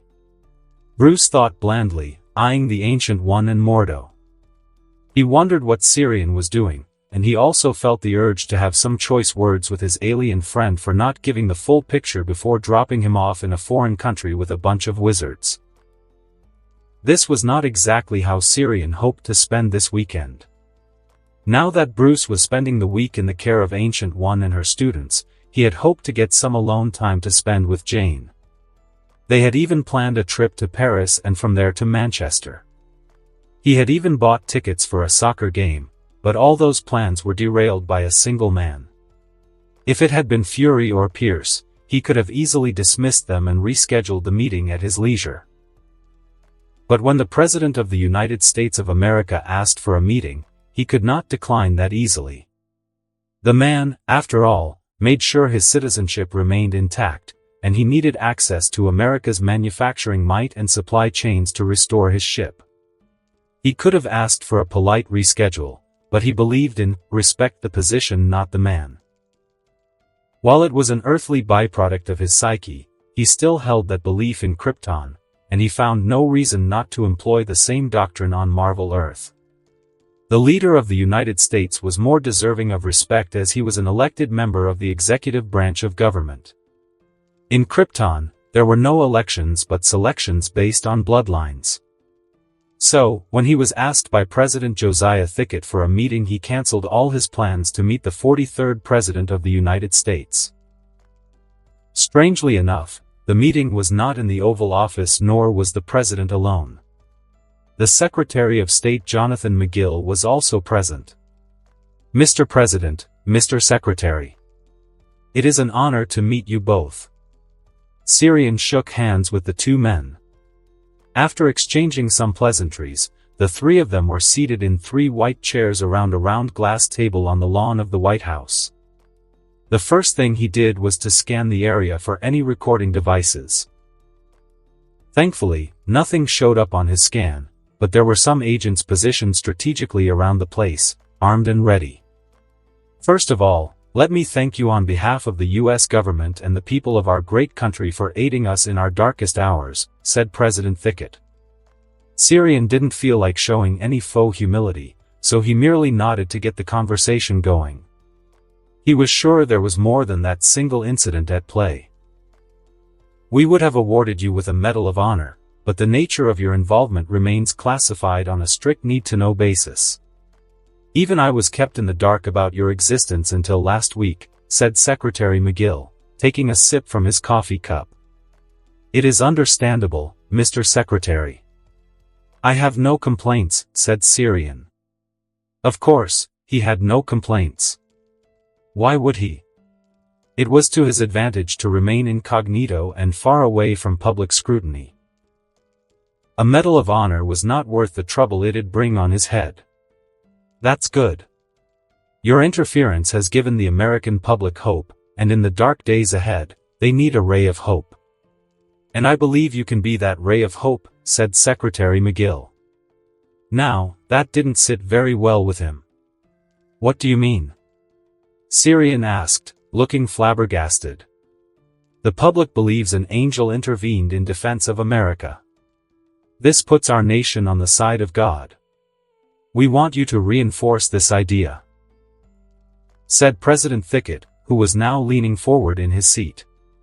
Syrian looked from Secretary McGill to President Thicket, and both men were deadly serious about their suggestion. You two have to be joking. Why would you think I'd be willing to deceive the people like this? If we had a choice in the matter, Mr. Vex, we would not have asked for a scheme like this. Please understand that our nation is going to step into an era of uncertainty in a year or so. We need something to bind the people together despite their political differences. What better way to do so than religion?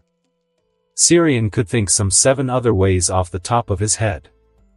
Before you say no, please have a look at this file, said President Thicket, offering a thin file that he took into his hand and began glossing over. It turns out it was an intelligence briefing specific for the president's eyes only. Isn't this confidential? He asked hesitantly, but his eyes remained on the lines. It is, but there are times when rules become shackles. Please read on, said President Thicket, leaning back while silently observing him. Syrian eyed the 2 men sharply before going back to read the report. The report highlighted the enemy assets and the fallout in the event of a war between the United States and the enemy nations. If war was to be pursued, there was going to be a global energy crisis. According to this report, it was almost unavoidable, mainly because the US government was not planning a war with Iraq. Rather, it was with Saudi Arabia, Qatar, and Al-Qaeda, which means a renewed push in Afghanistan was also on the list.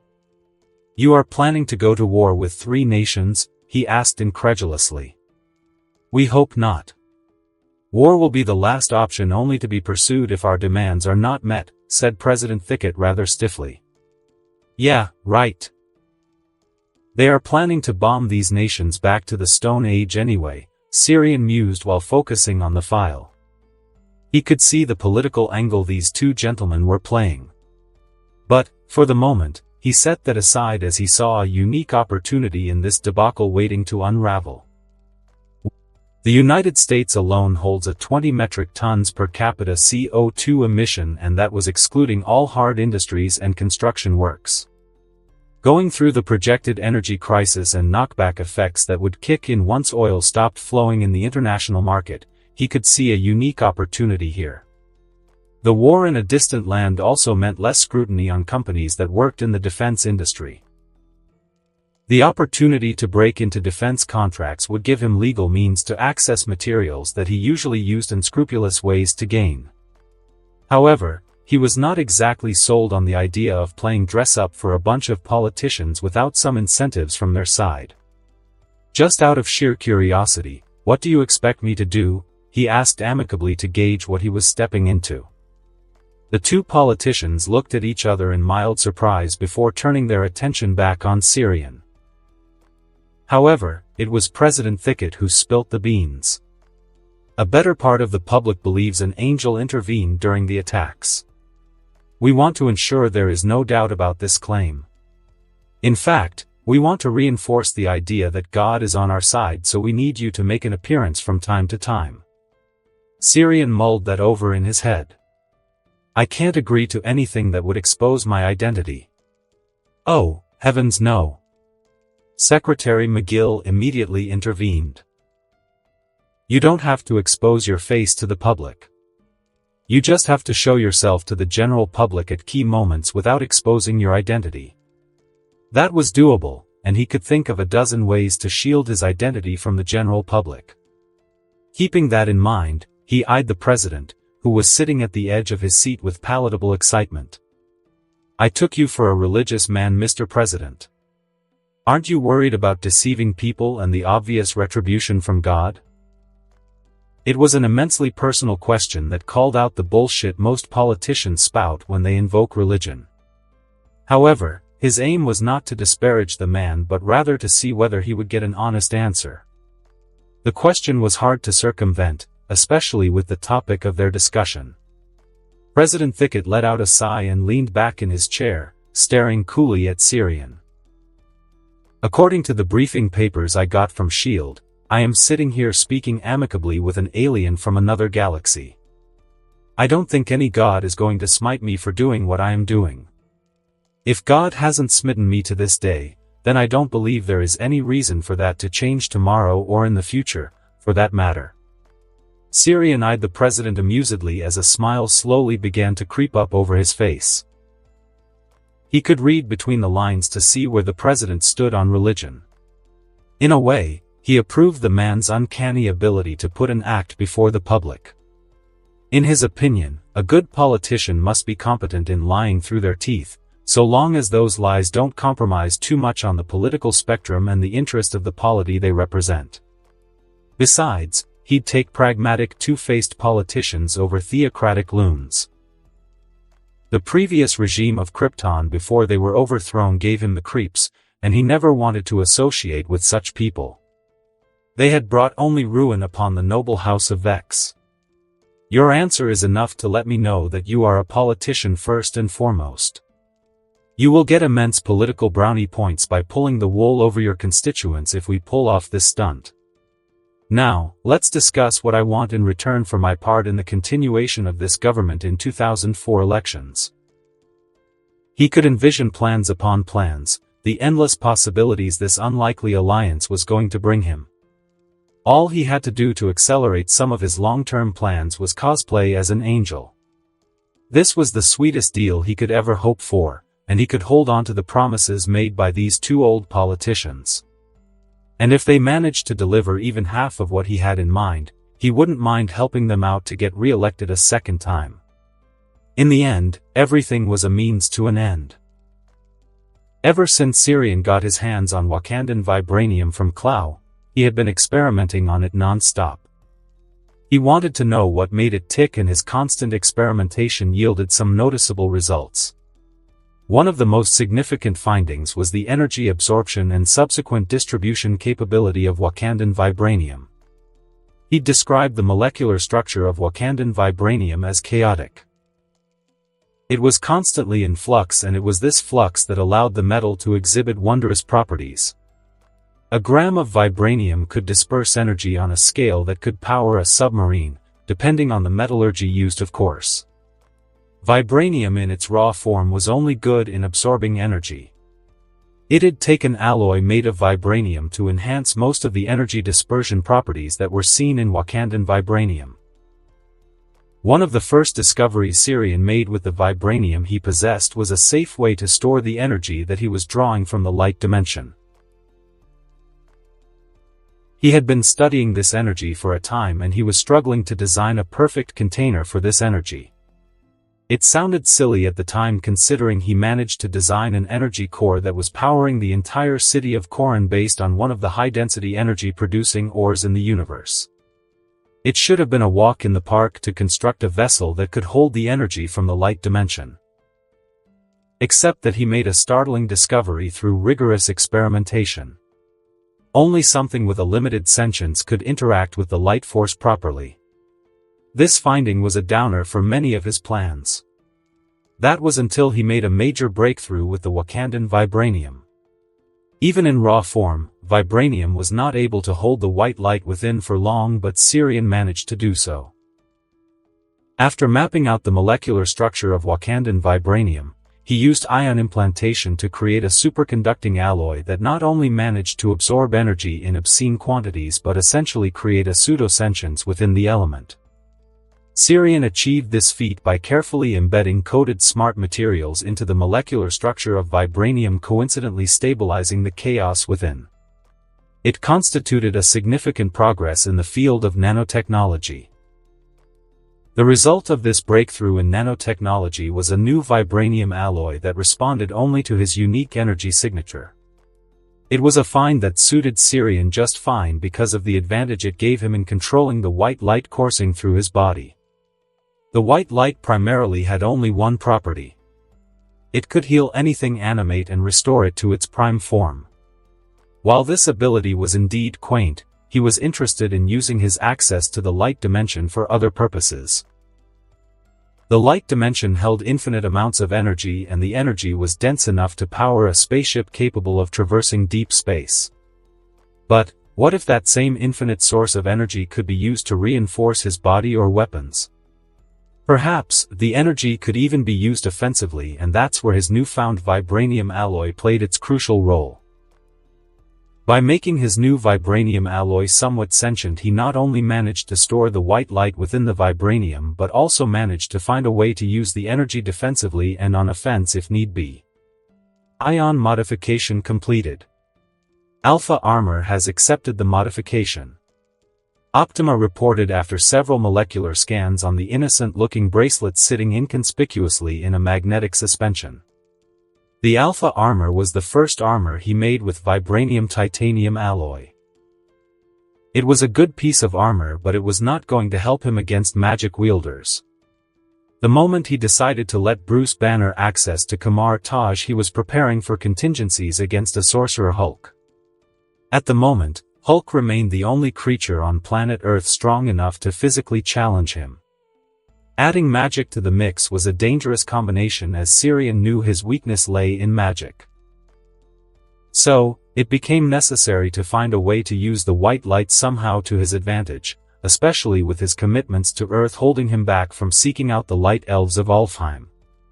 He was working on a way to cut the travel time, but progress was slow on that front. Run simulation Scorch. Sirian ordered. Optima used a drone to pick the bracelet and powered up the suit. The suit converged over the small drone, covering it in a protective cocoon of the strongest metal on planet Earth. That was not the interesting part. The interesting part was when Sirian trained his eyes on the drone and blasted it with a small stream of a red-hot laser. The suit lit up with a white energy bubble and easily fended off his laser attack. Shield holding at 100%. Optima reported.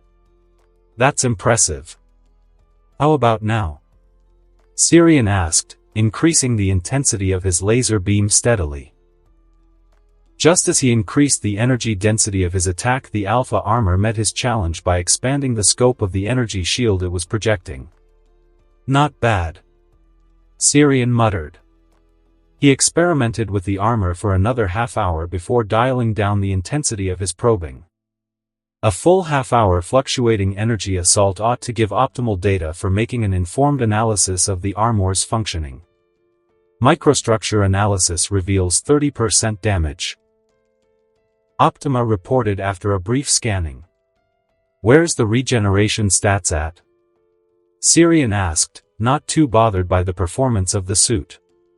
It was, after all, expected, as the armor was just the first attempt. 2% and climbing. Good. Optima, I want you to use every permutation and combination of platinum alloys bonded to unobtainium. Are you looking for an element capable of maximum superconductivity, sir? Asked Optima. Yes. Sirian replied while taking the bracelet handed over by the drone. But, hold back on synthesizing the element. I want more tests conducted before synthesis. As you say, sir. Placing the Alpha armor bracelet on his wrist, he pressed on the small silver dial. The metal flowed over his body, essentially dissolving his clothes on the go. Unlike the Black Panther armor, he opted for a more medieval-style armor. The intricate plates woven around the outer layer gave the armor more visual authenticity than the plain Black Panther suit.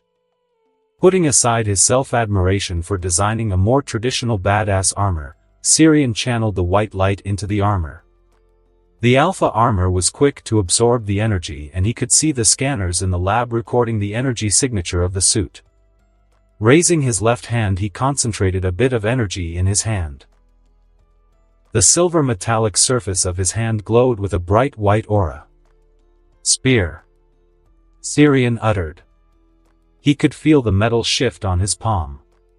Under his scrutinizing eyes, the vibranium metal folded together bit by bit to form into a spear. A shiny silver spear now sat comfortably in his open palm. The white aura slowly dissipated, but his enhanced vision could pick out blue-colored veins on the spear's surface pulsing with energy. He twirled the spear in his palm, and his enhanced hearing could hear the thrum of power amassed within the weapon. Open the roof panels. Optima acquiesced, and the panels opened, exposing them to the bright warmth of the Pacific sun. Syrian floated gracefully to the skies while taking several experimental swings with the spear now that he was in no danger of trashing his lab. Channeling more energy into the spear, he jabbed it at a group of rocks far away from any animal habitat in Corin. A bright white beam of energy blasted out of the spear's tip and turned the collection of rocks into dust. The explosion shook the general area, causing birds to take to the sky in fright. He hummed appreciatively while observing the spear keenly. It was not much in his opinion. He was an effing Kryptonian powered by the bright yellow star radiation of Earth's sun. Blasting a couple of rocks into dust was the easiest thing he could do, and he could probably accomplish that with his pinky. However, it has to be noted that the white light was never about destruction. Its primary function has always been to mend things in the universe. So, the fact that he used the white light to destroy a bunch of rocks was indeed a serious achievement. It was a major step in extracting and using an infinite source of energy that primarily was only capable of healing. However, that doesn't mean he found no value in the inherent properties of the white light. Quite the opposite. Healing bead. Syrian uttered, concentrating the white light in his right hand. A single silver ingot pulsing with white veins of energy fashioned itself out from the Alpha armor. Looks like President Thicket's miracle was ready to be delivered, he thought.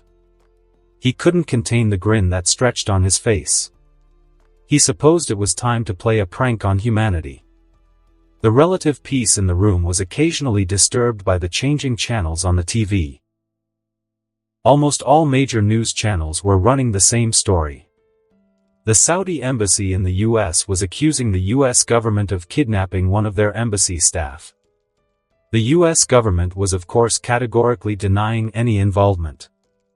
The incident had sparked a row between the two nations, and most people who had an inkling of recent geopolitics could read the writing on the wall. After the September 11th attacks, the U.S. government launched an all-out assault into Afghanistan, which toppled the Taliban-friendly government within weeks. The U.S. troops were running around the mountainous terrain of the Central Asian nation, hunting for the mastermind behind the terror attacks. It was also noted that the U.S. had been quietly dialing down on their rhetoric against some of its usual local adversaries in the Middle East. However, this was not the news that was currently taking much of the world by storm. It was the miraculous survival and total recovery of some of the injured people of the September 11th attacks. An entire hospital full of September 11th victims was healed in the blink of an eye. The interesting bit was that the U.S. president had only just finished his visit to that particular hospital. In his visit, the U.S. president shared his hope that God would save the innocent and those in need with the media gathered around him at the venue. The very next day, all those who were physically impaired by the terror attack were miraculously healed. Some of the patients also insisted that they were healed by an angel bathed in a brilliant white light or along those lines. Truly, the patients' recounts were too fantastical to be true, but with what happened in Pennsylvania and now this, people were ready to believe anything. "Do you think it's a jack?" asked Thina as she arranged a sofa in their living room. She wouldn't expose herself to humanity like that after all these years. "No, I think it's your guy," said Gilgamesh, focusing on the milkshake he was making. "It's strange," Thina muttered thoughtfully. "What?" "I was not affected by Mod WIRE despite facing a stressful situation. Maybe I am recovering somehow," said Thina, frowning at her hands. Gilgamesh hummed while looking at the TV in their home. "Perhaps this Kryptonian has powers similar to a jack. If he has powers of healing, then maybe that's why your Mod WIRE did not act up. Just to be safe, maybe we should pay a visit to Druig," Gilgamesh suggested. "Not right away. We have only just moved into our new home. Let's see how long I can last without Mod WIRE gripping me," said Thina. Gilgamesh thought about that for a minute before agreeing with Thina. They had just moved into their new home in Australia, and as Thina said, he was also curious to see whether she was cured of the Mod WIRE. Syrian looked upon the empty wooden house with a frown. He should have realized the Eternals would take their chance to slip away. They had lived on the planet, staying far away from public exposure for quite a while. So, he should not have expected Thina to have stayed in the house after getting exposed. It was by sheer dumb luck that he stumbled into an Eternal in Louisiana. Now, she was nowhere to be seen, and he feared she might have warned off other Eternals. Even so, he drifted around in the sky, looking for any signs of Thina. He was hoping she would have just moved to a different house. He had his senses expanded over the whole state of Louisiana, but there was no luck. Feeling a bit disappointed, he decided to call off the search and found himself back at Thina's home. He hoped the Eternal was just going out for a vacation or something and would return home. However, that was highly unlikely, seeing as he could see there was almost no furniture or other gadgets left in the wooden home. Shaking his head, he was about to take his leave when all of a sudden, his ears picked up on a strange sound. Time began to crawl as he took a good look at what appeared to be a molten globe of lava and rocks that seemed to fly out from behind a line of trees. Syrian gracefully let the molten globe pass, as he could feel not just heat but an eerie energy signature that set him on edge for some odd reason. Because he decided not to interfere, the globe of molten rocks and lava struck Thina's home head-on, consuming the Eternal's house in a raging fire. The intensity of the flame took him back. The flames raged across Thina's home as if they were hungry and began spreading wherever they could. Syrian put a little bit more distance from the flame while looking for the source of the attack. His enhanced vision picked up on a square red glow on the ground shielded by the tree lines. With an unholy roar, a man wearing a red coat jumped out of the red square door. The man looked human in appearance, sans the metallic claws for hands and left eye with creepy white iris. The right eye was covered by a red eye patch that glowed eerily in the darkness of the night. The man was almost bald with small patches of dark hair along the fringes. The skin on the man's face was hugging too close to the skull as if the man had never had a decent meal in decades. Even if outwardly the man looked part human, Syrian gleaned that this was anything but a human. Mostly cause he could hear no heartbeat from the creature, and when he used his enhanced vision, he found no heart or other vital organs for that matter. All he saw was molten lava running inside the creature's body. "What the hell are you?" Syrian snapped as he readied himself to face this new strange threat. "I am the Scourge of the Seven Seas, and I have come here on the behest of the great corruptor. The Lord of Darkness sends his regards." The ground rumbled, and the air became dead with the creature's declaration. It was as if a terrible curse of death and decay weighed heavily in the air. Syrian was baffled by the creature standing before him in human form. The heat signature it was radiating was phenomenal. He could see the adverse effects the creature's mere presence was having on the surroundings. Green leaves were rapidly drying up because of exposure to this unnatural heat, and some of the trees were outright burning after prolonged exposure. The air became dead, killing all gales immediately. "Who are you?" he asked, ready for anything while floating a healthy distance away from the creature. "As I said, boy, I'm the scourge of the seven seas. You may call me Ghost." Syrian restrained his urge to cringe. It was a classic villain introduction that oozed almost comic evilness. If it weren't for the situation he found this creature in, he'd have found the whole thing amusing. But the burning house behind him and the increasing temperature in the area made this situation far from amusing.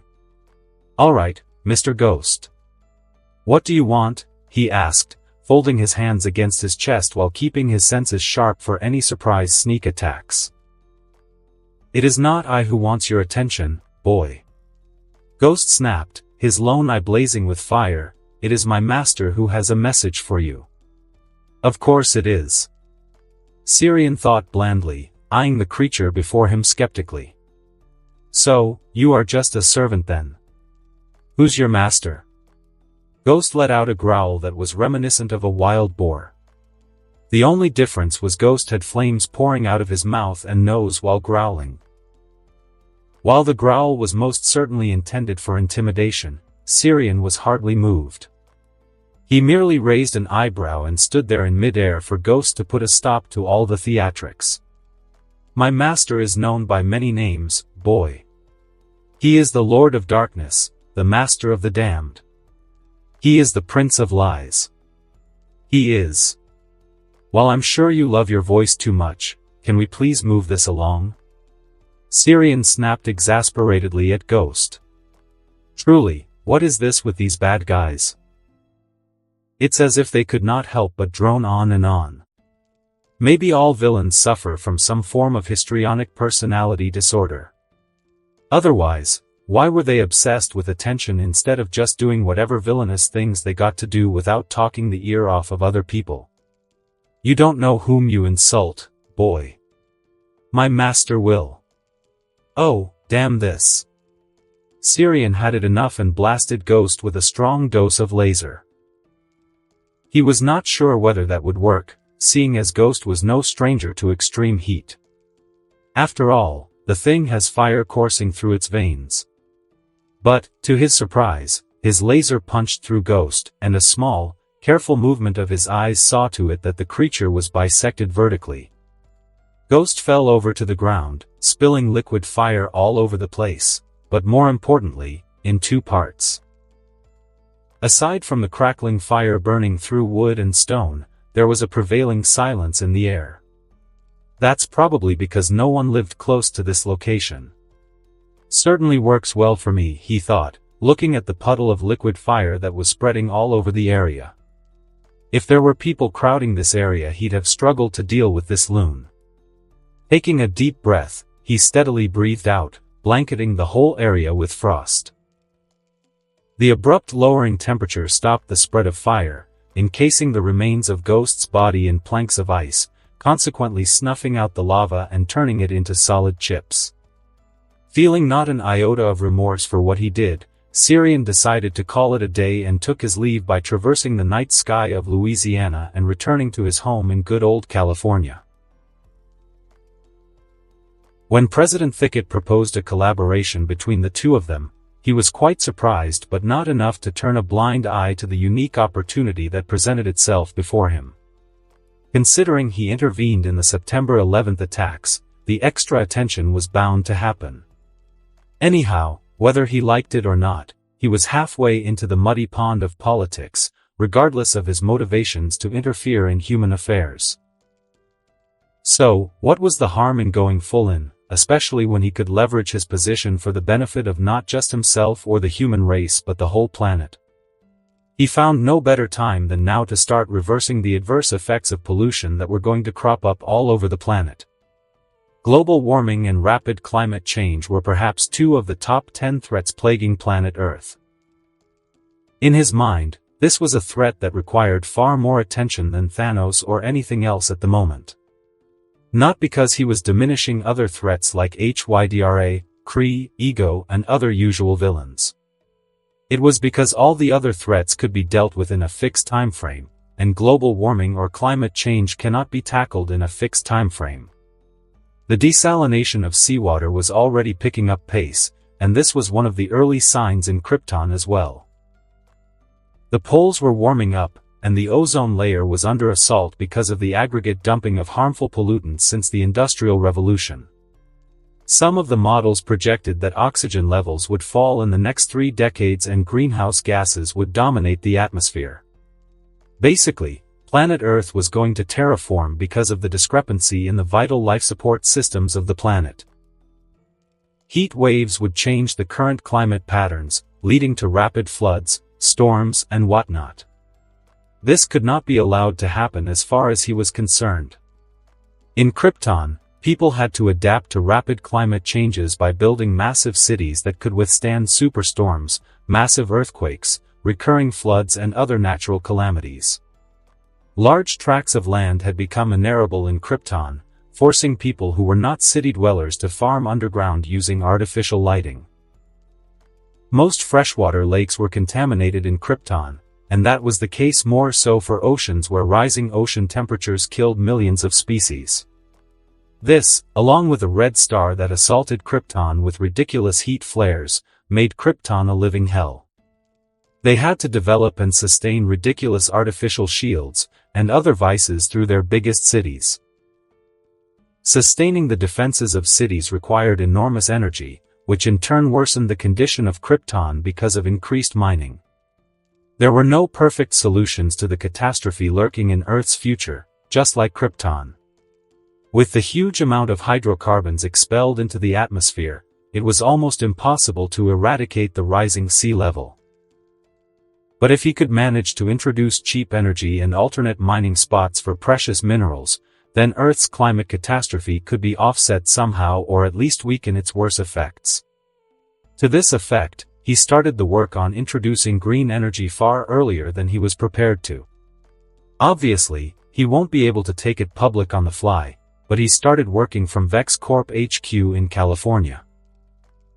He was still working out some cogs in his planning as there were some issues he had to deal with if he was to go forward with his plans. The sales of Vex Corp's laptops were booming, but he was still in the beginning stages. This was why he negotiated a tax deal with the president for emerging new technologies, especially green energy. Of course, he'd have to put up some people to speak with the RNC policy team to include every little detail that'd make it easier for his company to rapidly spread across the US with the green energy initiative he was planning to launch. Sirian doubted he, or anyone for that matter, could eradicate climate change or global warming in its entirety. But, there were ways to mitigate and reduce its impact on the Earthlings. He was going to tackle the issue using 3 prongs. 1. The rapid introduction of green energy to replace almost all fossil fuel burning as fast as possible without disturbing the current energy sectors too much. 2. Expedite the space-faring capabilities of the human race so that they may seek out resources from the stars rather than exhausting Earth's mineral wealth. Third was the hardest option of all. It requires humans to use their resources judiciously and responsibly. The extravagance associated with rapid wealth generation has to be mitigated, and this can only be achieved by raising mankind's collective consciousness. As any sane person would advise, options 1 and 2 must function in tandem, but option 1 was definitely going to get priority.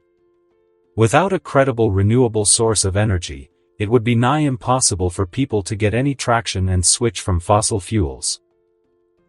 Just look at how people switched from coal to petroleum and then to electricity in the last century. In his opinion, the switching of railway companies across the world to clean energy ought to be studied more closely. When it became economically viable, they made the switch. The same had to happen in future green energy projects. Those activist types who harp on solar energy probably didn't realize that the production of those panels was far more hazardous to the environment with present technology.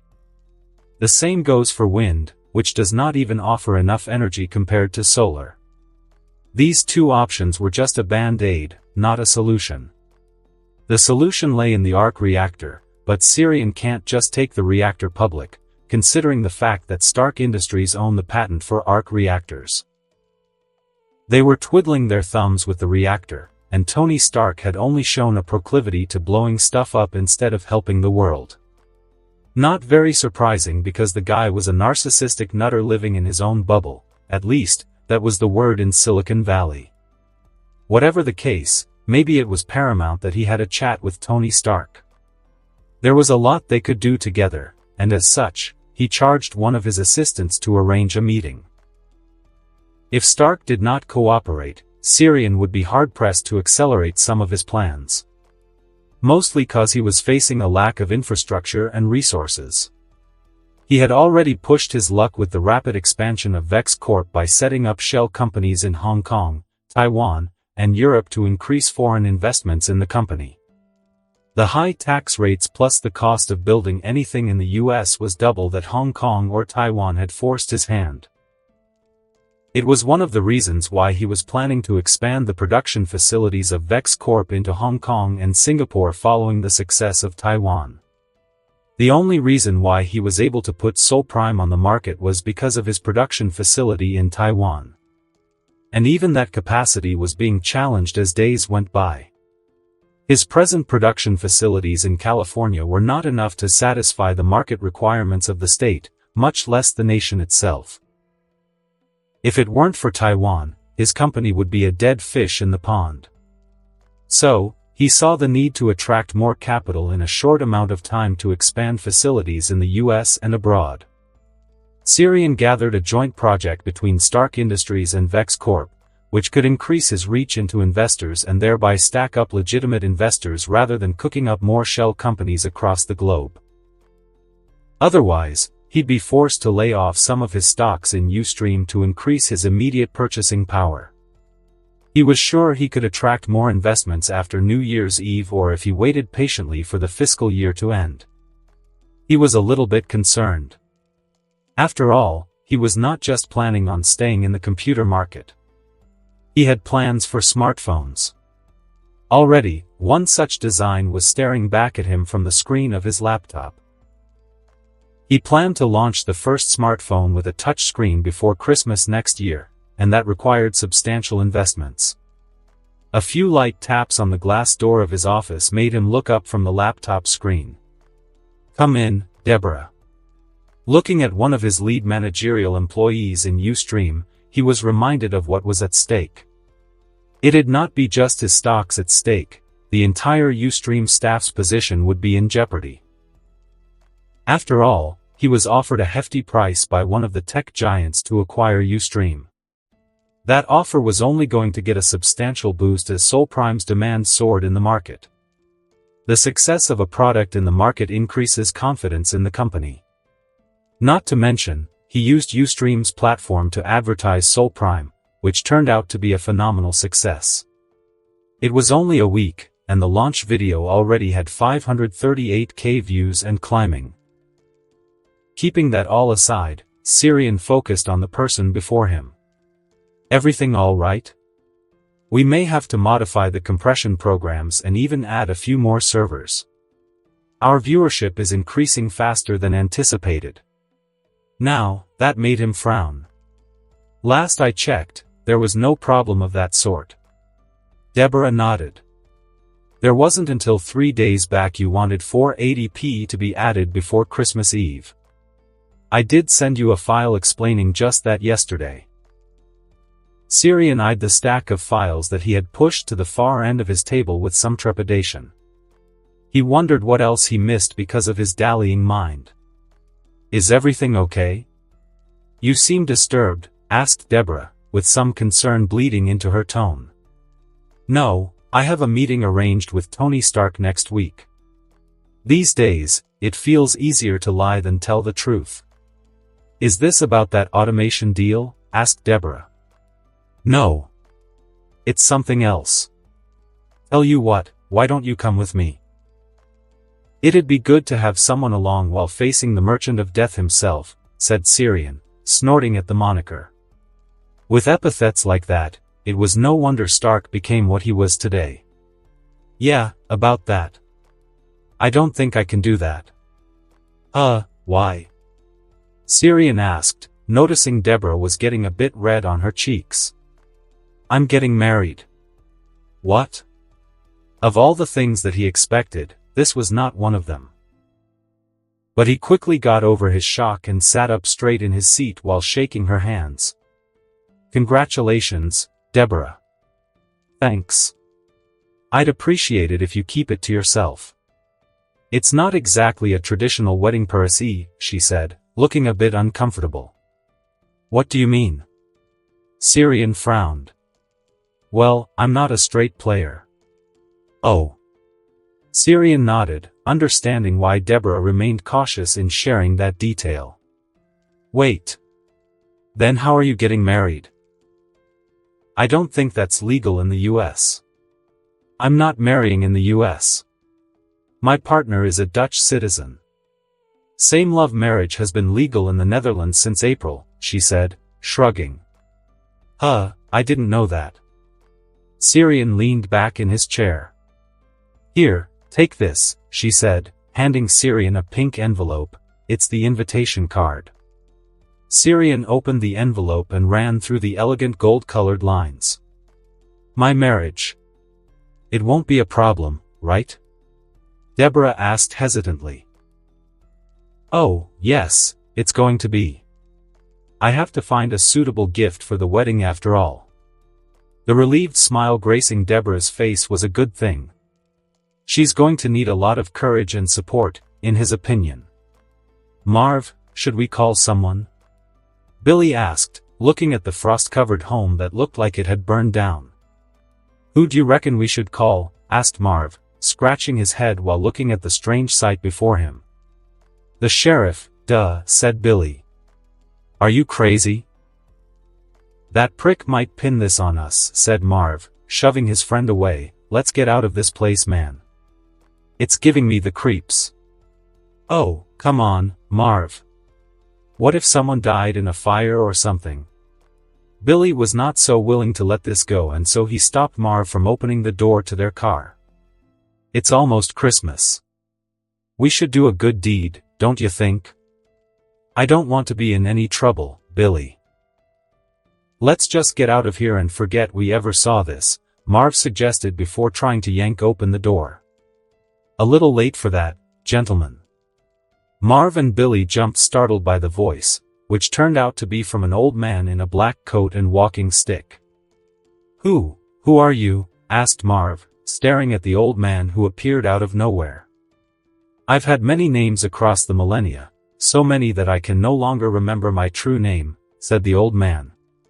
This guy is a loon, Marv. Let's get out of here, Billy said, freaked out by the old guy. Oh, you can't go. How else would my servant feed and regain his strength? The old man said, tapping his walking stick on the ground. It was as if a storm suddenly swept them off their feet. Marv and Billy were in the air, blasted away by an unseen force. They screamed in their loudest voice, but it was for naught. The frost consuming the air cracked, and the earth split open. From within the cavity, two gigantic long hands stretched out and captured Marv and Billy. The hands suddenly started dripping a black tar-like substance that consumed Billy and Marv, who screamed to their end. There was a bright flash of fire, and Ghost was made whole again with his bellowing red coat. The reformed Ghost promptly fell on his knees. Forgive me, Master. I'm a forgiving man, am I not? The old man said, letting out an amused chuckle. All of a sudden, the laughter was abruptly cut off. It's no matter, my dear Ghost. You faced one of his creations, after all. I can smell the stench of that hypocrite lingering in the air. What should we do, Master? The old man let out a laugh that echoed throughout the area. A prey has stepped into my domain, my dear Ghost. And so the hunt begins. And that concludes this episode. If you enjoyed it, I'd seriously love it if you guys could leave a like on the video, as it genuinely helps out so much, and it keeps me going, plus it takes only 1 second. That said, have a wonderful day. See you in the next one.